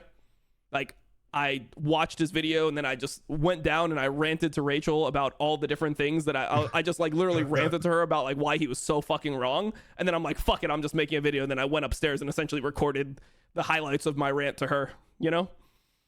Like, that's one thing. If you're going to be like my partner, you have to just accept that like I'm going to rant to you at a pretty frequent basis about things. Like if you don't like Dom rants, you probably won't enjoy dating me. That's all I'm saying. Like, but it's great. It's like the reaction to something just gets more views. So it's like, it's almost like, so why do people create unique content? You know, like why not create another fucking YouTube channel and just follow all the fucking big drama? Like, wouldn't that just fucking make you more popular in reality? I don't know. Yeah, no, it was the same on my end, right? It's like when I did the ranking every MSI tier list from League Analysts, that's like a troll video, right? Yeah. Because it's like, it's very troll. I looked at like 20 tier lists, it's like really whatever.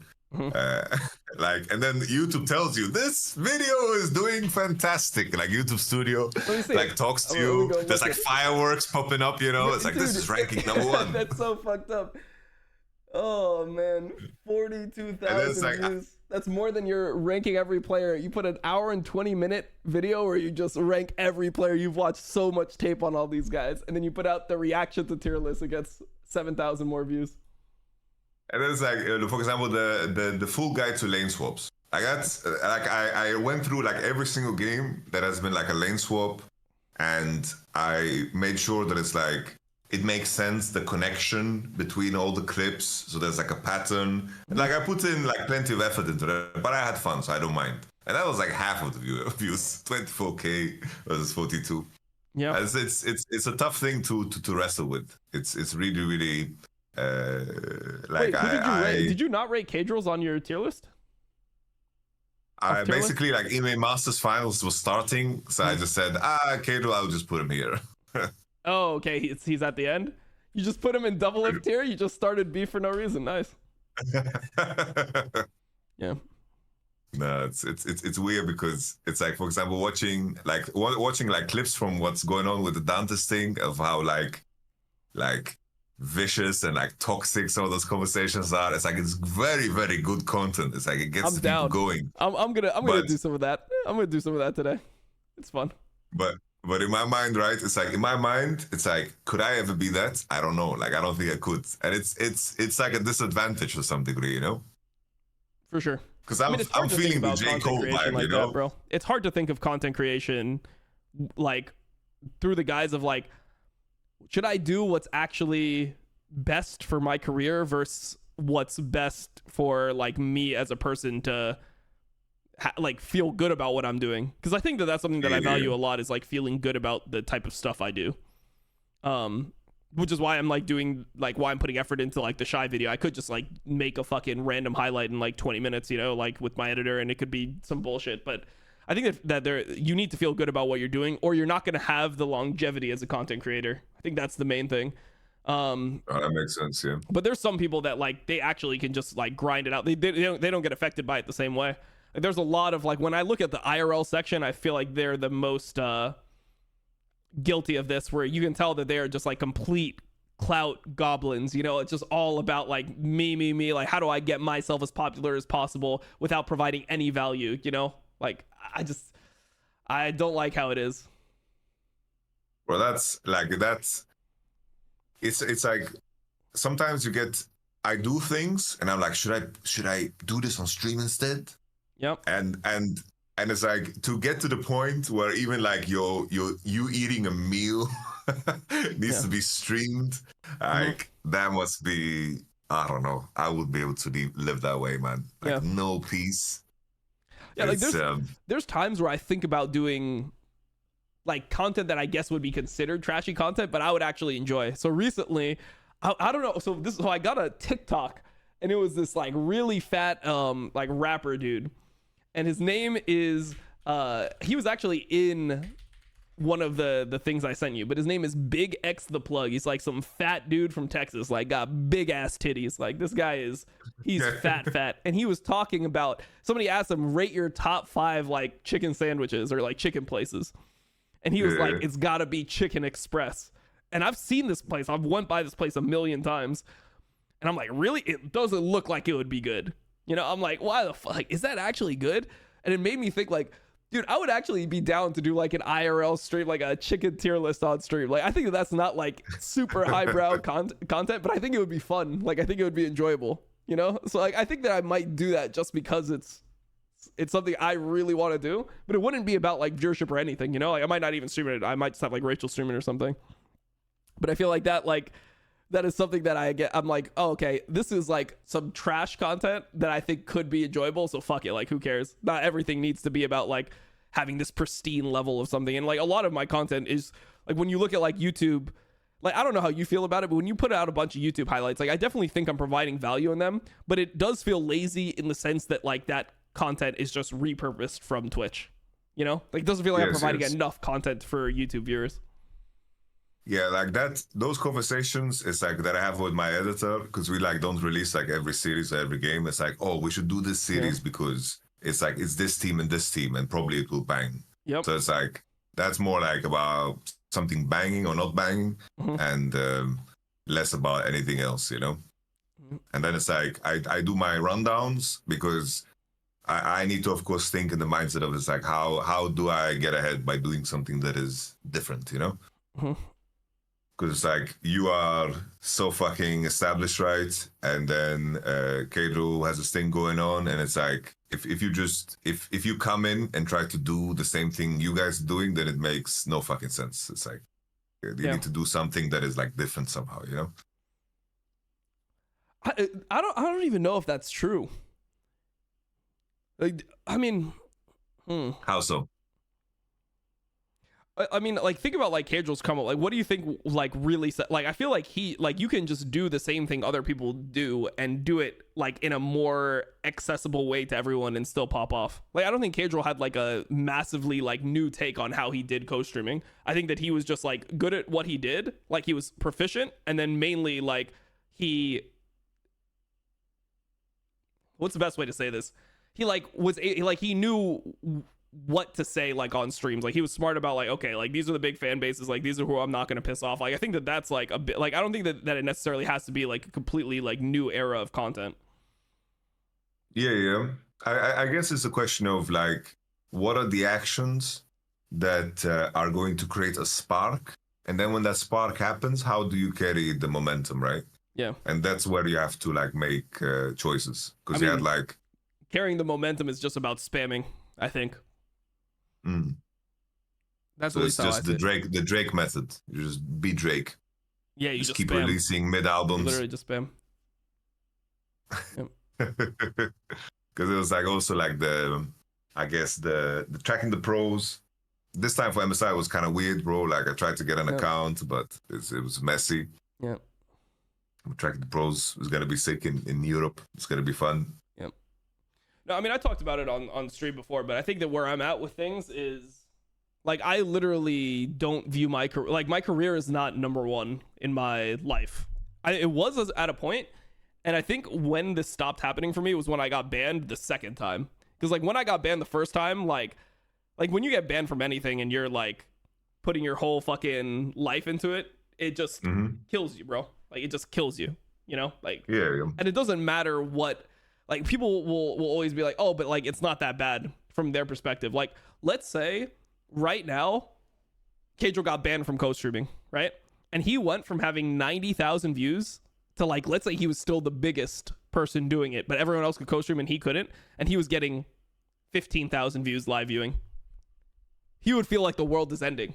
Even though it's like, oh my God, you're fucking huge, bro. You're one of the biggest streamers on Twitch. You have like 15,000 views. Like, on a smaller scale, that's what I experienced when I got banned the second time.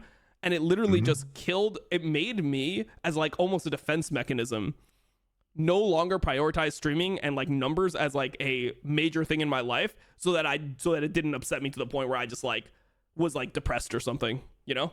Because like, I think that literally the way I felt, if I was being honest, was that like, I felt like my life was ruined at that moment when I got banned. Yeah. Like, I actually felt like, I mean, dude, the first time I fucking got banned, I told you this before, like, And I meant it 100%. Like, it sounds dark as fuck, but I literally was like, bro, I feel like I should kill myself. That's actually how I felt. Like, it was actually that severe where I'm like, this is the best thing that I've ever had going for me, and now it's completely fucked. Like, maybe I just shouldn't even fucking live anymore. That was the degree of like of what it sparked in me. Like, that was the degree of like the like visceral response, you know?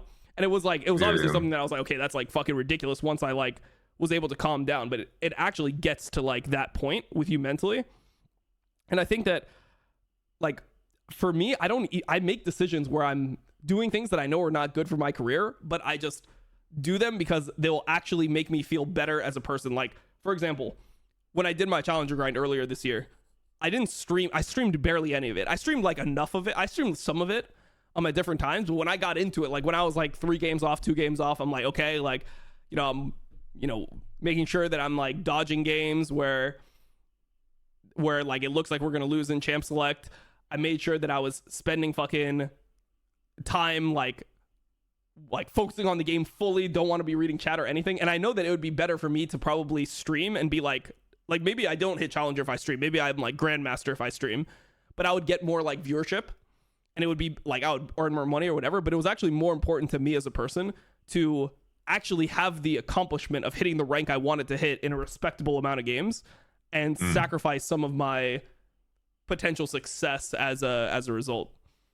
So yeah, I guess like so somewhere along the line, it's like you choose to no longer compromise what you believe your own values are and what is important to you for the purpose of something that can entirely be outside of your control. Yes, that's dude, you're fucking smart as fuck, because I said this to somebody earlier, and that is 100% what it's about.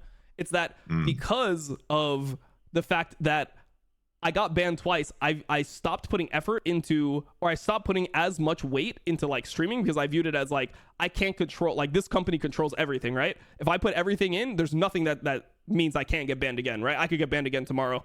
Like it could just happen again. And if I like put too many eggs into that basket, I'm gonna feel the same way that I felt originally that had me in that like ridiculously emotional dark place, whatever, you know? That's 100% what it is. It's about a control thing. You just want to do things that you have control over.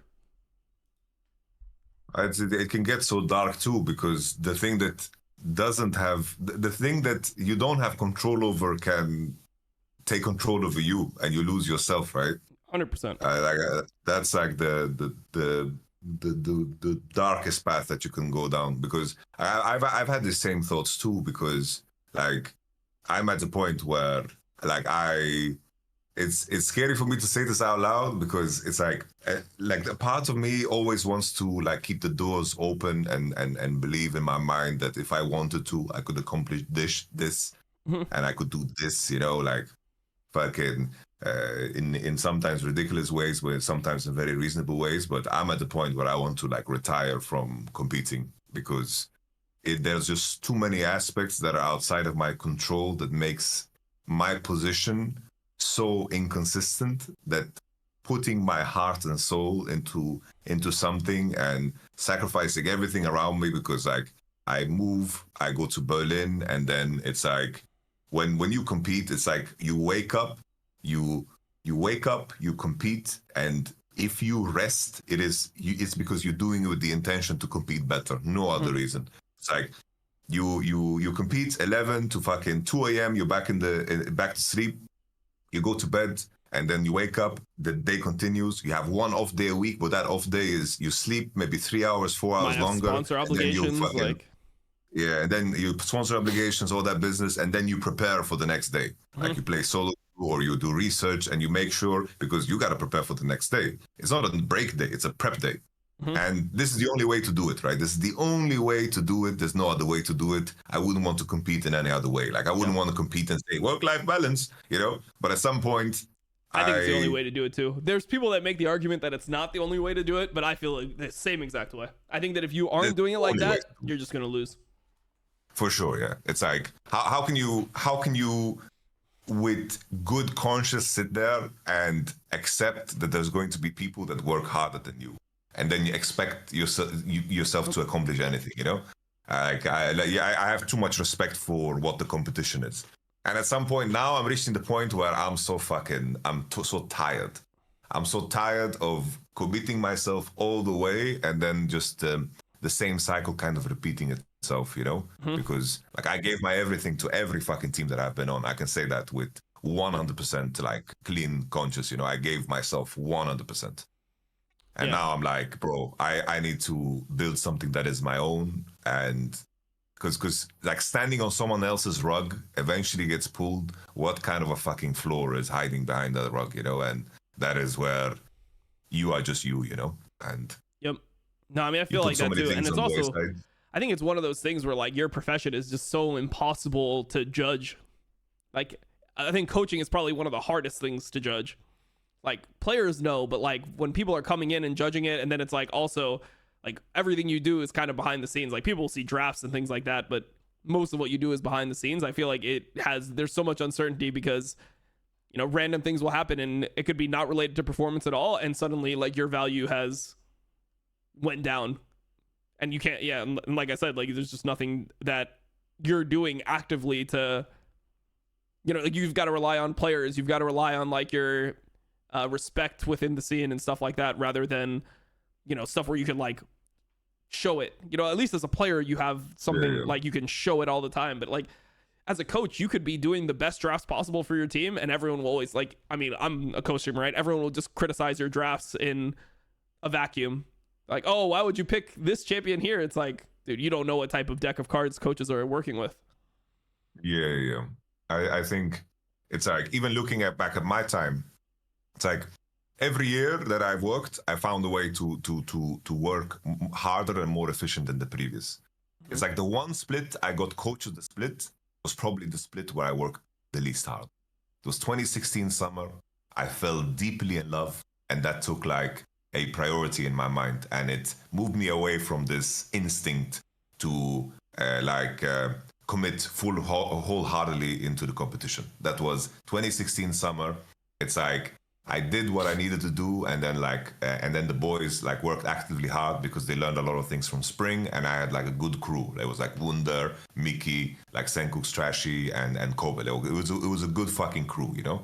And that split, we got second place. It's like obviously I worked, but like I was at that point in time was like, oh, we do the work, we do the scrims, we have a meeting, and then it's like I was excited to peace out and have like a nice dinner, you know. And I don't regret that at all, because it's like it's the love of my life, right? We are engaged now, and I don't blame her at all. It's fully my blame, right? Of course, and like people say, girlfriends ruin esports, but it's fucking 100% is just the guys not knowing how to manage responsibilities at all. And then you get to the point where I realize it's like, oh, I'm at the point in my life where I don't want to put down roots just yet. I love you super much, but these are things that are important to me. It's like I don't want to compromise what I want to achieve competitively for anything right now. That's where I'm at in the life, and that's something that I gotta do. And then I almost flew to America, right? And I coached for Team Liquid. I flew to Sandbox, and I committed myself in every fucking project ever beyond that. But it's funny because that split, I got coached the split, and then like I got criticized for the Fnatic thing, right? But it's like I look back at what I was working with and the things that we were dealing with as a squad and a group, and how hard it was for us to move forward. I look back at that as some of my like proudest work, you know. Yeah, and the other coaches know it. Like I remember when I did a Best Damn League show with Grabs as a guest, and he even said that. He said that team was impossible. That was an impossible job, and that was like the thing that he said. Like I respect Yamato so much for like being able to make this work, or like be able to manage the situation at all. But I mean, that just shows like how your job is judged, right? Like people just, I mean, I say it all the time. The way that people judge coaches is they look at what the average expectations are for a roster going into the split, and then they judge how that team did at the end of the split compared to what the expectations were, and the difference is the coach is doing in their mind. That's it. Yeah. For sure. It's like the only thing that I would entertain now is if I could move into like a GM position, I could entertain that. If we would cook together like our own like ARL team, an own ARL team where we have more agency, that's something that I would like entertain. But to move in at the head coach level, Like I don't, unless it's like all the stars align in terms of the players, like something really, really extreme, right? In regards to like, oh, these are the perfect players. I really want to work with them. This would be like free way to the LEC. Fucking Caps wants to fucking come in here with for some crazy shit, you know? Then it's like, oh, maybe I could pull back in. But effectively, like, I don't see myself like competing, you know? I effectively don't see it, you know? Yeah, I mean, dude, coaching just sounds like such a miserable, like, it sounds like fulfilling, but like that, all the bullshit that comes with coaching just seems absolutely fucking miserable. Like, it's so weird when people ask me, like, Dom, why don't you like become a coach? Like, why did you never decide to go into coaching? I'm like, why the fuck would I ever want to do that?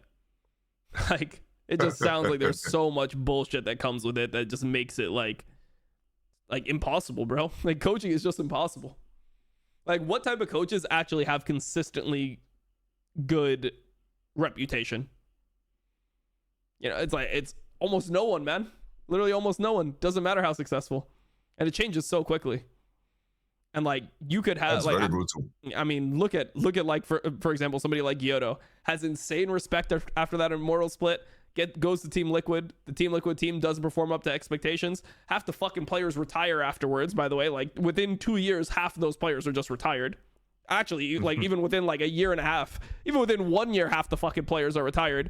And suddenly it's like, oh, this guy is fucking like he's relegated to ERLs for the rest of his life.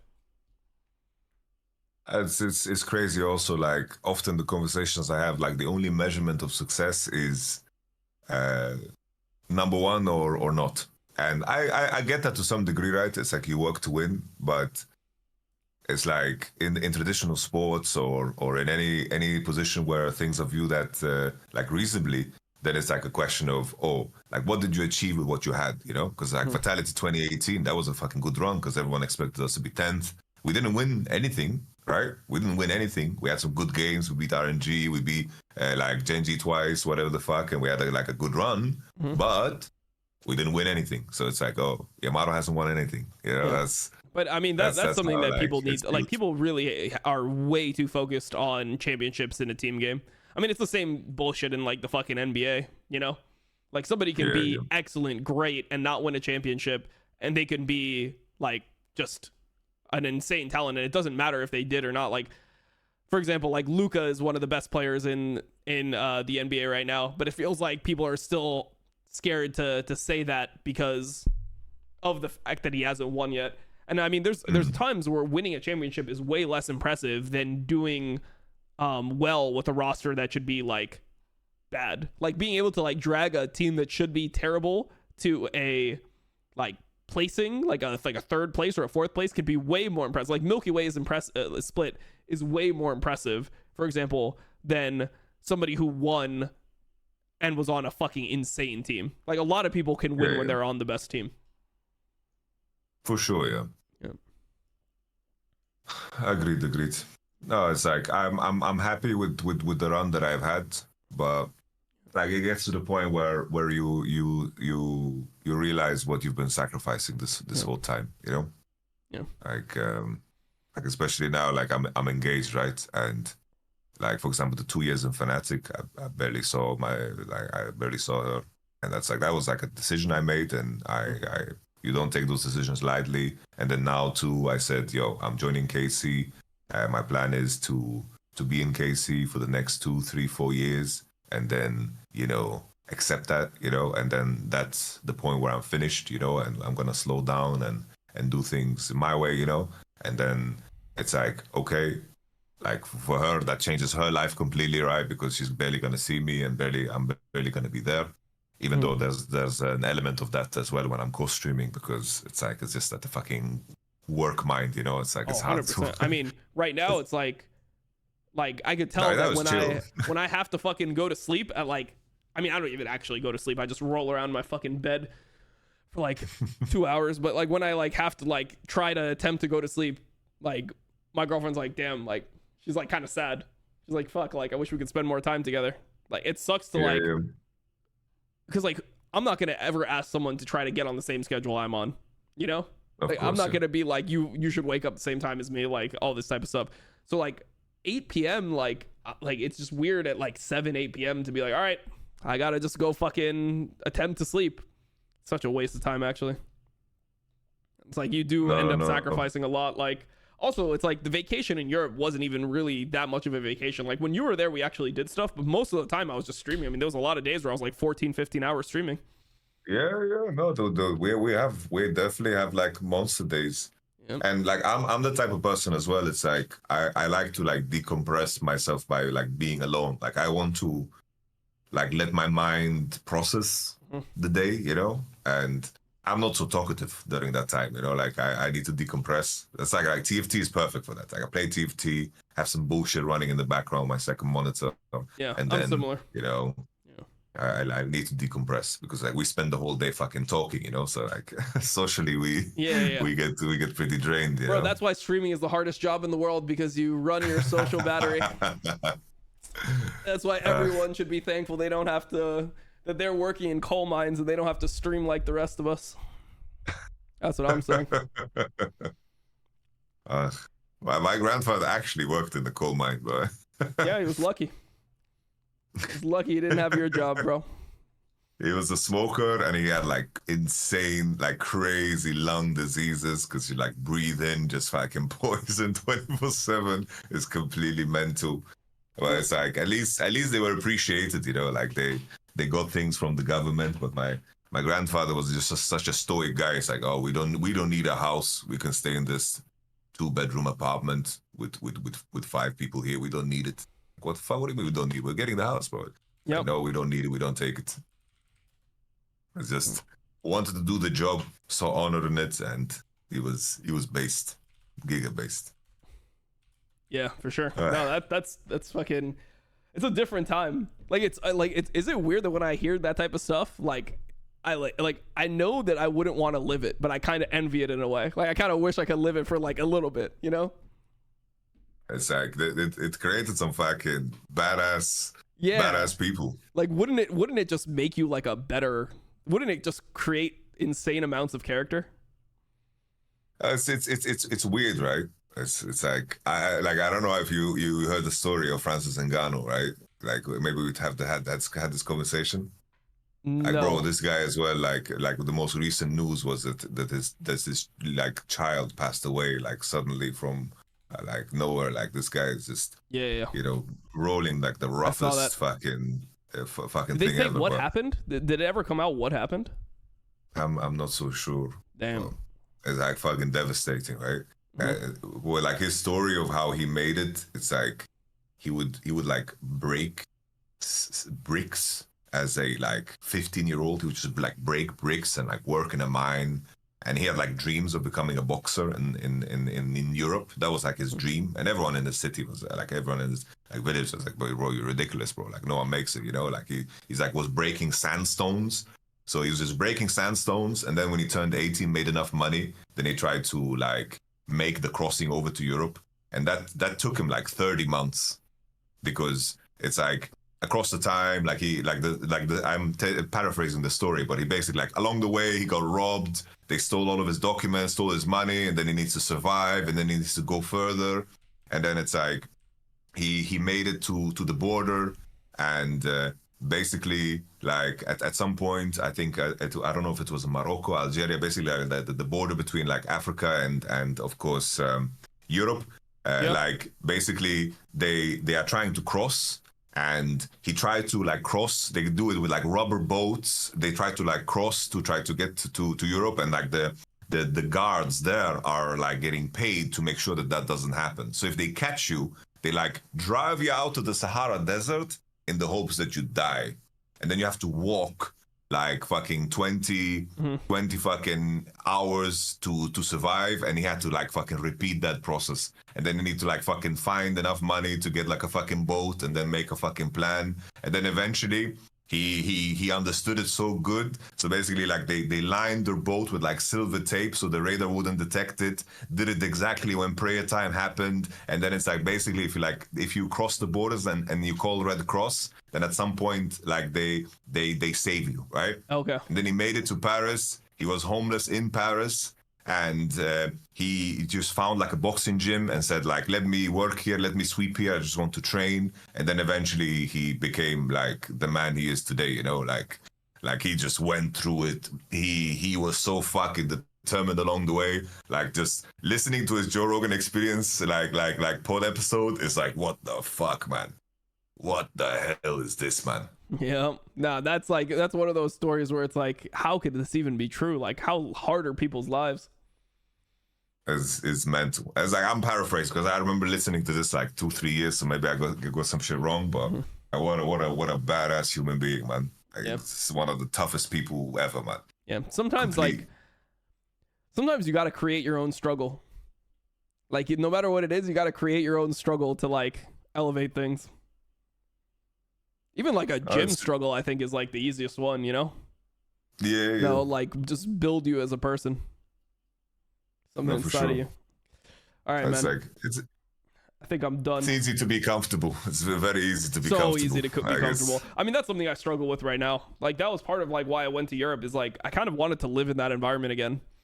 Because like, I mean, the way I live, like I don't know. Like my lifestyle right now is like way better than anything I ever imagined, you know, like compared to like the house I grew up in. Everything is just like perfect. This is like ideal for how I like would have imagined my life. And it's sometimes hard for me to be like, I mean, it's like today when I told you I thought about not waking up for today's games, even though I am one of those people that like wants to be a completionist. Like when I heard that alarm go off, and I didn't go to sleep until like 11:30. So when I heard the alarm at like 2:40, it was like, damn, like I need to like, I could just stay in this bed. Like nothing bad's going to happen if I don't co-stream these games. It's going to be, I know it's going to be like my lowest viewership day of probably the entire tournament because of the fact that no one cares about these teams. Like every other team has some region that I follow regularly competing in it. So it's like, it's not going to be like good monetarily. It's not going to like hurt my career if I don't do these games. But like something about just like forcing myself to not give in to that comfort, I think is like, it's like important to me in some weird way. Like you have to like, for me, if I start letting into that, it feels like I'm cheating on a diet, or I don't know, like if I have a challenger rank grind and I'm just like throwing games by fucking being emotional or something like that, it feels like I'm doing something bad if I give in to that comfort at a point. That's just how I see it. Like, it just feels like I'm doing something wrong. I feel that for sure. Like when I was going through it, I feel the same way. It's like when I was growing up, I hated it, but my father really taught me what it means to fucking work hard, and the meaning of like every fucking like every coin or every fucking piece of currency, Swedish kronor, like every fucking money, like every fucking dollar, let's call it, to simplify it. Every dollar, like the meaning of the blood, sweat, and tears that was behind it, and the meaning of like appreciation and making sure that you know you do things the right way, you know. And that like was instilled in me really, really early. Like there was times where I like hated like after school going to his workshop, and it's like a car broke down and it's like, we're gonna stay here until it's finished. And then it's like we would sometimes go home at like 11 in the evening. I would just go to bed because I'm fucking falling asleep because I need to go to school. But in those moments, like I knew I loved the League of Legends, wanted to grind and be high elo. So those are the moments where I just like playing on my laptop in bed because I was forced to like go to sleep at certain hours, you know. And then it's like I was so fucking determined because I saw like a vision, and I learned that very early on, and I've like held on to it. But if I didn't go through that and maybe things were easier, you know, and my father made it easy for me, like maybe I would just been... There's some thing that you realize when your parents really force you to do something that you don't want to do. Like there was times where I was like sick, and like being sick, like my parents were not the type where it's like, oh, you're sick, you can't go to school. It's like, okay, like how sick are you? Are you like you can't sit in a classroom sick, or like you have like a little bit of a headache? Like what level are we dealing with? And if like you do something that you really don't want to do, but you get through it, you do feel very good afterwards. And that is, I think, the thing that was taught. Like I know that when I finish, when I go downstairs after we have this conversation and I'm making food or whatever, I'm going to feel better about myself because I woke up and I did this than if I slept in and I woke up at this time and I was like, oh man, I feel like my body feels great. I feel better as a person because I did this. you know? Yeah. No, for sure. It's like that's what discipline is, right? It's like doing something you don't like, but Yeah. as if you like it. Yeah, and that's the challenge with the shy video. That's straight up just the challenge with the shy video. Because normally, when I make videos, I'm making videos about things that I'm passionate about, but I still need to set a really good standard and make it like I care about it, like I love the shy, even if I don't actually care about it, because I want the quality to be there. You know, it's true. Like it's just that's how I feel about it. I think it's a good thing. Like that's something that I think I'll do. Like I don't want to do it to the point where I'm like, I mean, there's a line obviously with everything. You don't want to take it to the point where you feel like you're like abusing your kid, but I do think that like you've got to have like some times where they are doing things they don't want to do. Like it will help. Yeah. It does help you as a person for sure. Yeah. No, I'm with you. Yeah. It's like hardships are important, and of course, like there's lines, but those lines are of course obvious, you know. Mm-hmm. Yeah, they're super obvious. Yeah, I don't want to be like that. Did you see that that clip recently of a dad essentially killing his son on a treadmill? You see this? Fuck? You did. No, This is crazy. So there was a video clip that was going viral, and it was a father who wanted his kid to like run on the treadmill, and this kid is like 6 years old, and he literally just made the kid run on the treadmill, and the kid kept on falling down, and he fell down so many times that he ended up getting internal bleeding, and like he was being tried. The reason why this one viral is this was played during the trial, and the kid died like 8 hours after that, or like 6 hours after that, or something like that. Yeah, it was fucked. Yeah, some people saw it. It was like trending on Twitter. Jesus Christ. Like some people take the idea of it and like, I don't know, I feel like these people like listen to like, you got to be a hard man, and they just take it to such an extreme where it's like ridiculous. Turn their son into David Goggins. Yeah, like there's levels to it, man. Like it's like Jesus. Like don't like. I mean, I think the one way to phrase it is like doing things to completion. I think is extremely healthy, which is why like we do the same thing when we do tournaments. We never take days off, even if the day doesn't matter at all. Like doing things to completion, I think is really important. Like that was just one thing that like I had to do with like sports teams or any type of activity that I did. It was like you can never quit in the middle of it. You can quit when it's done. Like if you want to quit like basketball or something, you can quit, but it's at the end of the season. You can't just quit because it's tough right now. Yeah, that makes sense. Yeah, it's such a weird balance, you know. Yeah, because some of the coolest people, I mentioned David Goggins, is like like listening to like his life stories. Like what the fuck? Man? Like you wouldn't wish this. You wouldn't wish this on fucking anyone. Like how his father treated him, and his mother and his brother. Like that he had to work in this fucking disco fucking rollerblade alley, and he got beaten every day. Like oh bro, you wouldn't wish that on fucking anyone, you know. Yeah. But now we have David Goggins, you know. It's like I don't think I could like. For me, the way that I view that type of stuff, because I mean, I understand like the mindset. I'm one of the people where I view it more like at the point where there's pain in any type of exercise, I feel like that is the stopping point. You know, like if I start bleeding out of my feet while I'm running, I'm not running anymore. Like that's the point where I feel like now you're doing like harm by doing it. But I understand like the sentiment. And I mean, I like makes for like a fucking epic story, but ooh, sounds that's a little too far. It's weird sometimes because like, especially like in the early days, you kind of you find yourself when you push yourself over the limit, you know.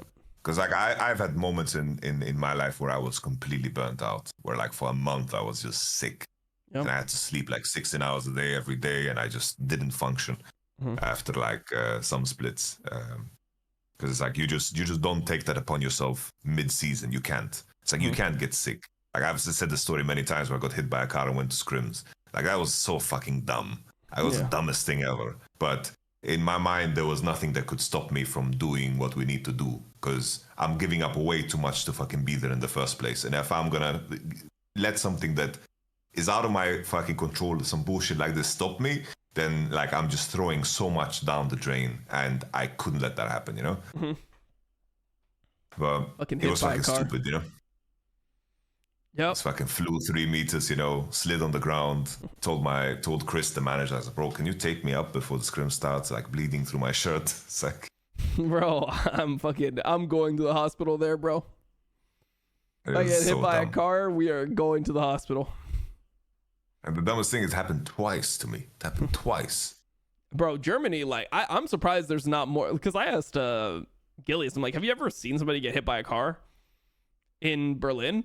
Because number one, the way that the system works is fucked. Like, so many of the streets can only fit one car. Like, it's way too narrow for, like, being a two-way street. That's number one. Number two, there's, like, it's pretty sketchy with, like, right-of-way. You know, like, I don't know, man. Like, as a pedestrian, it doesn't feel that safe. Like, I was always on the side of, you know, I'll let the cars do their thing. That's how I always am in general. But even in Berlin, I was extra like that. So I'm surprised that there isn't more accidents like that in Berlin, because it seems like not the best setup. That's all I'll say. I don't like the one when it's like crossings, and then it's like the people that are like waiting for the cars to cross, like from the way that they want to turn in, and they're like just drive out to the middle of the street and just wait there. Like that has always made me very, very uncomfortable. You know, that action of like being so close to the actions, and like all the cars that are facing you, like oncoming traffic is like super, super close. I really don't like that one. And then it's like you're like in an Uber car, and the guy is like really impatient. He's like edging like slowly forward, and Bro, it's like the Uber really, drivers really are like pushing complete it. shit in Berlin. The Uber drivers are really bad at driving. They are Uber maxing. They're for uber sure. bad, bro. Remember we saw when we were in the car together, we almost hit that cop. Yeah, that was crazy, Bro, he was within 1 inch of the fucking cop, bro. He almost ran over a cop that was out of his car. We were just there. What the fuck? Man. That was so nuts. That's insane, man. No, these guys are crazy, bro. Like the taxi drivers are even worse, bro. The taxi I drivers took are some even worse, taxis man. too, bro. I took some taxis too. It Okay. Bro, it was tough. I mean, there was a time where we took a taxi and like we were trying to translate, and we translated to German, but he didn't speak German either. So it was just a fucking, it was a mess, bro. God damn. That's a classic, yeah. That's definitely a classic. Yeah. Okay. All right, man. Well, that was a nice little Voice of Yamato episode. There, yeah. I think it's possible. It's possible. I'm gonna take advantage of you, though. Yeah, dude. I'm gonna fucking upload that shit too. Fuck, might as well, bro. Might as well do everything as content.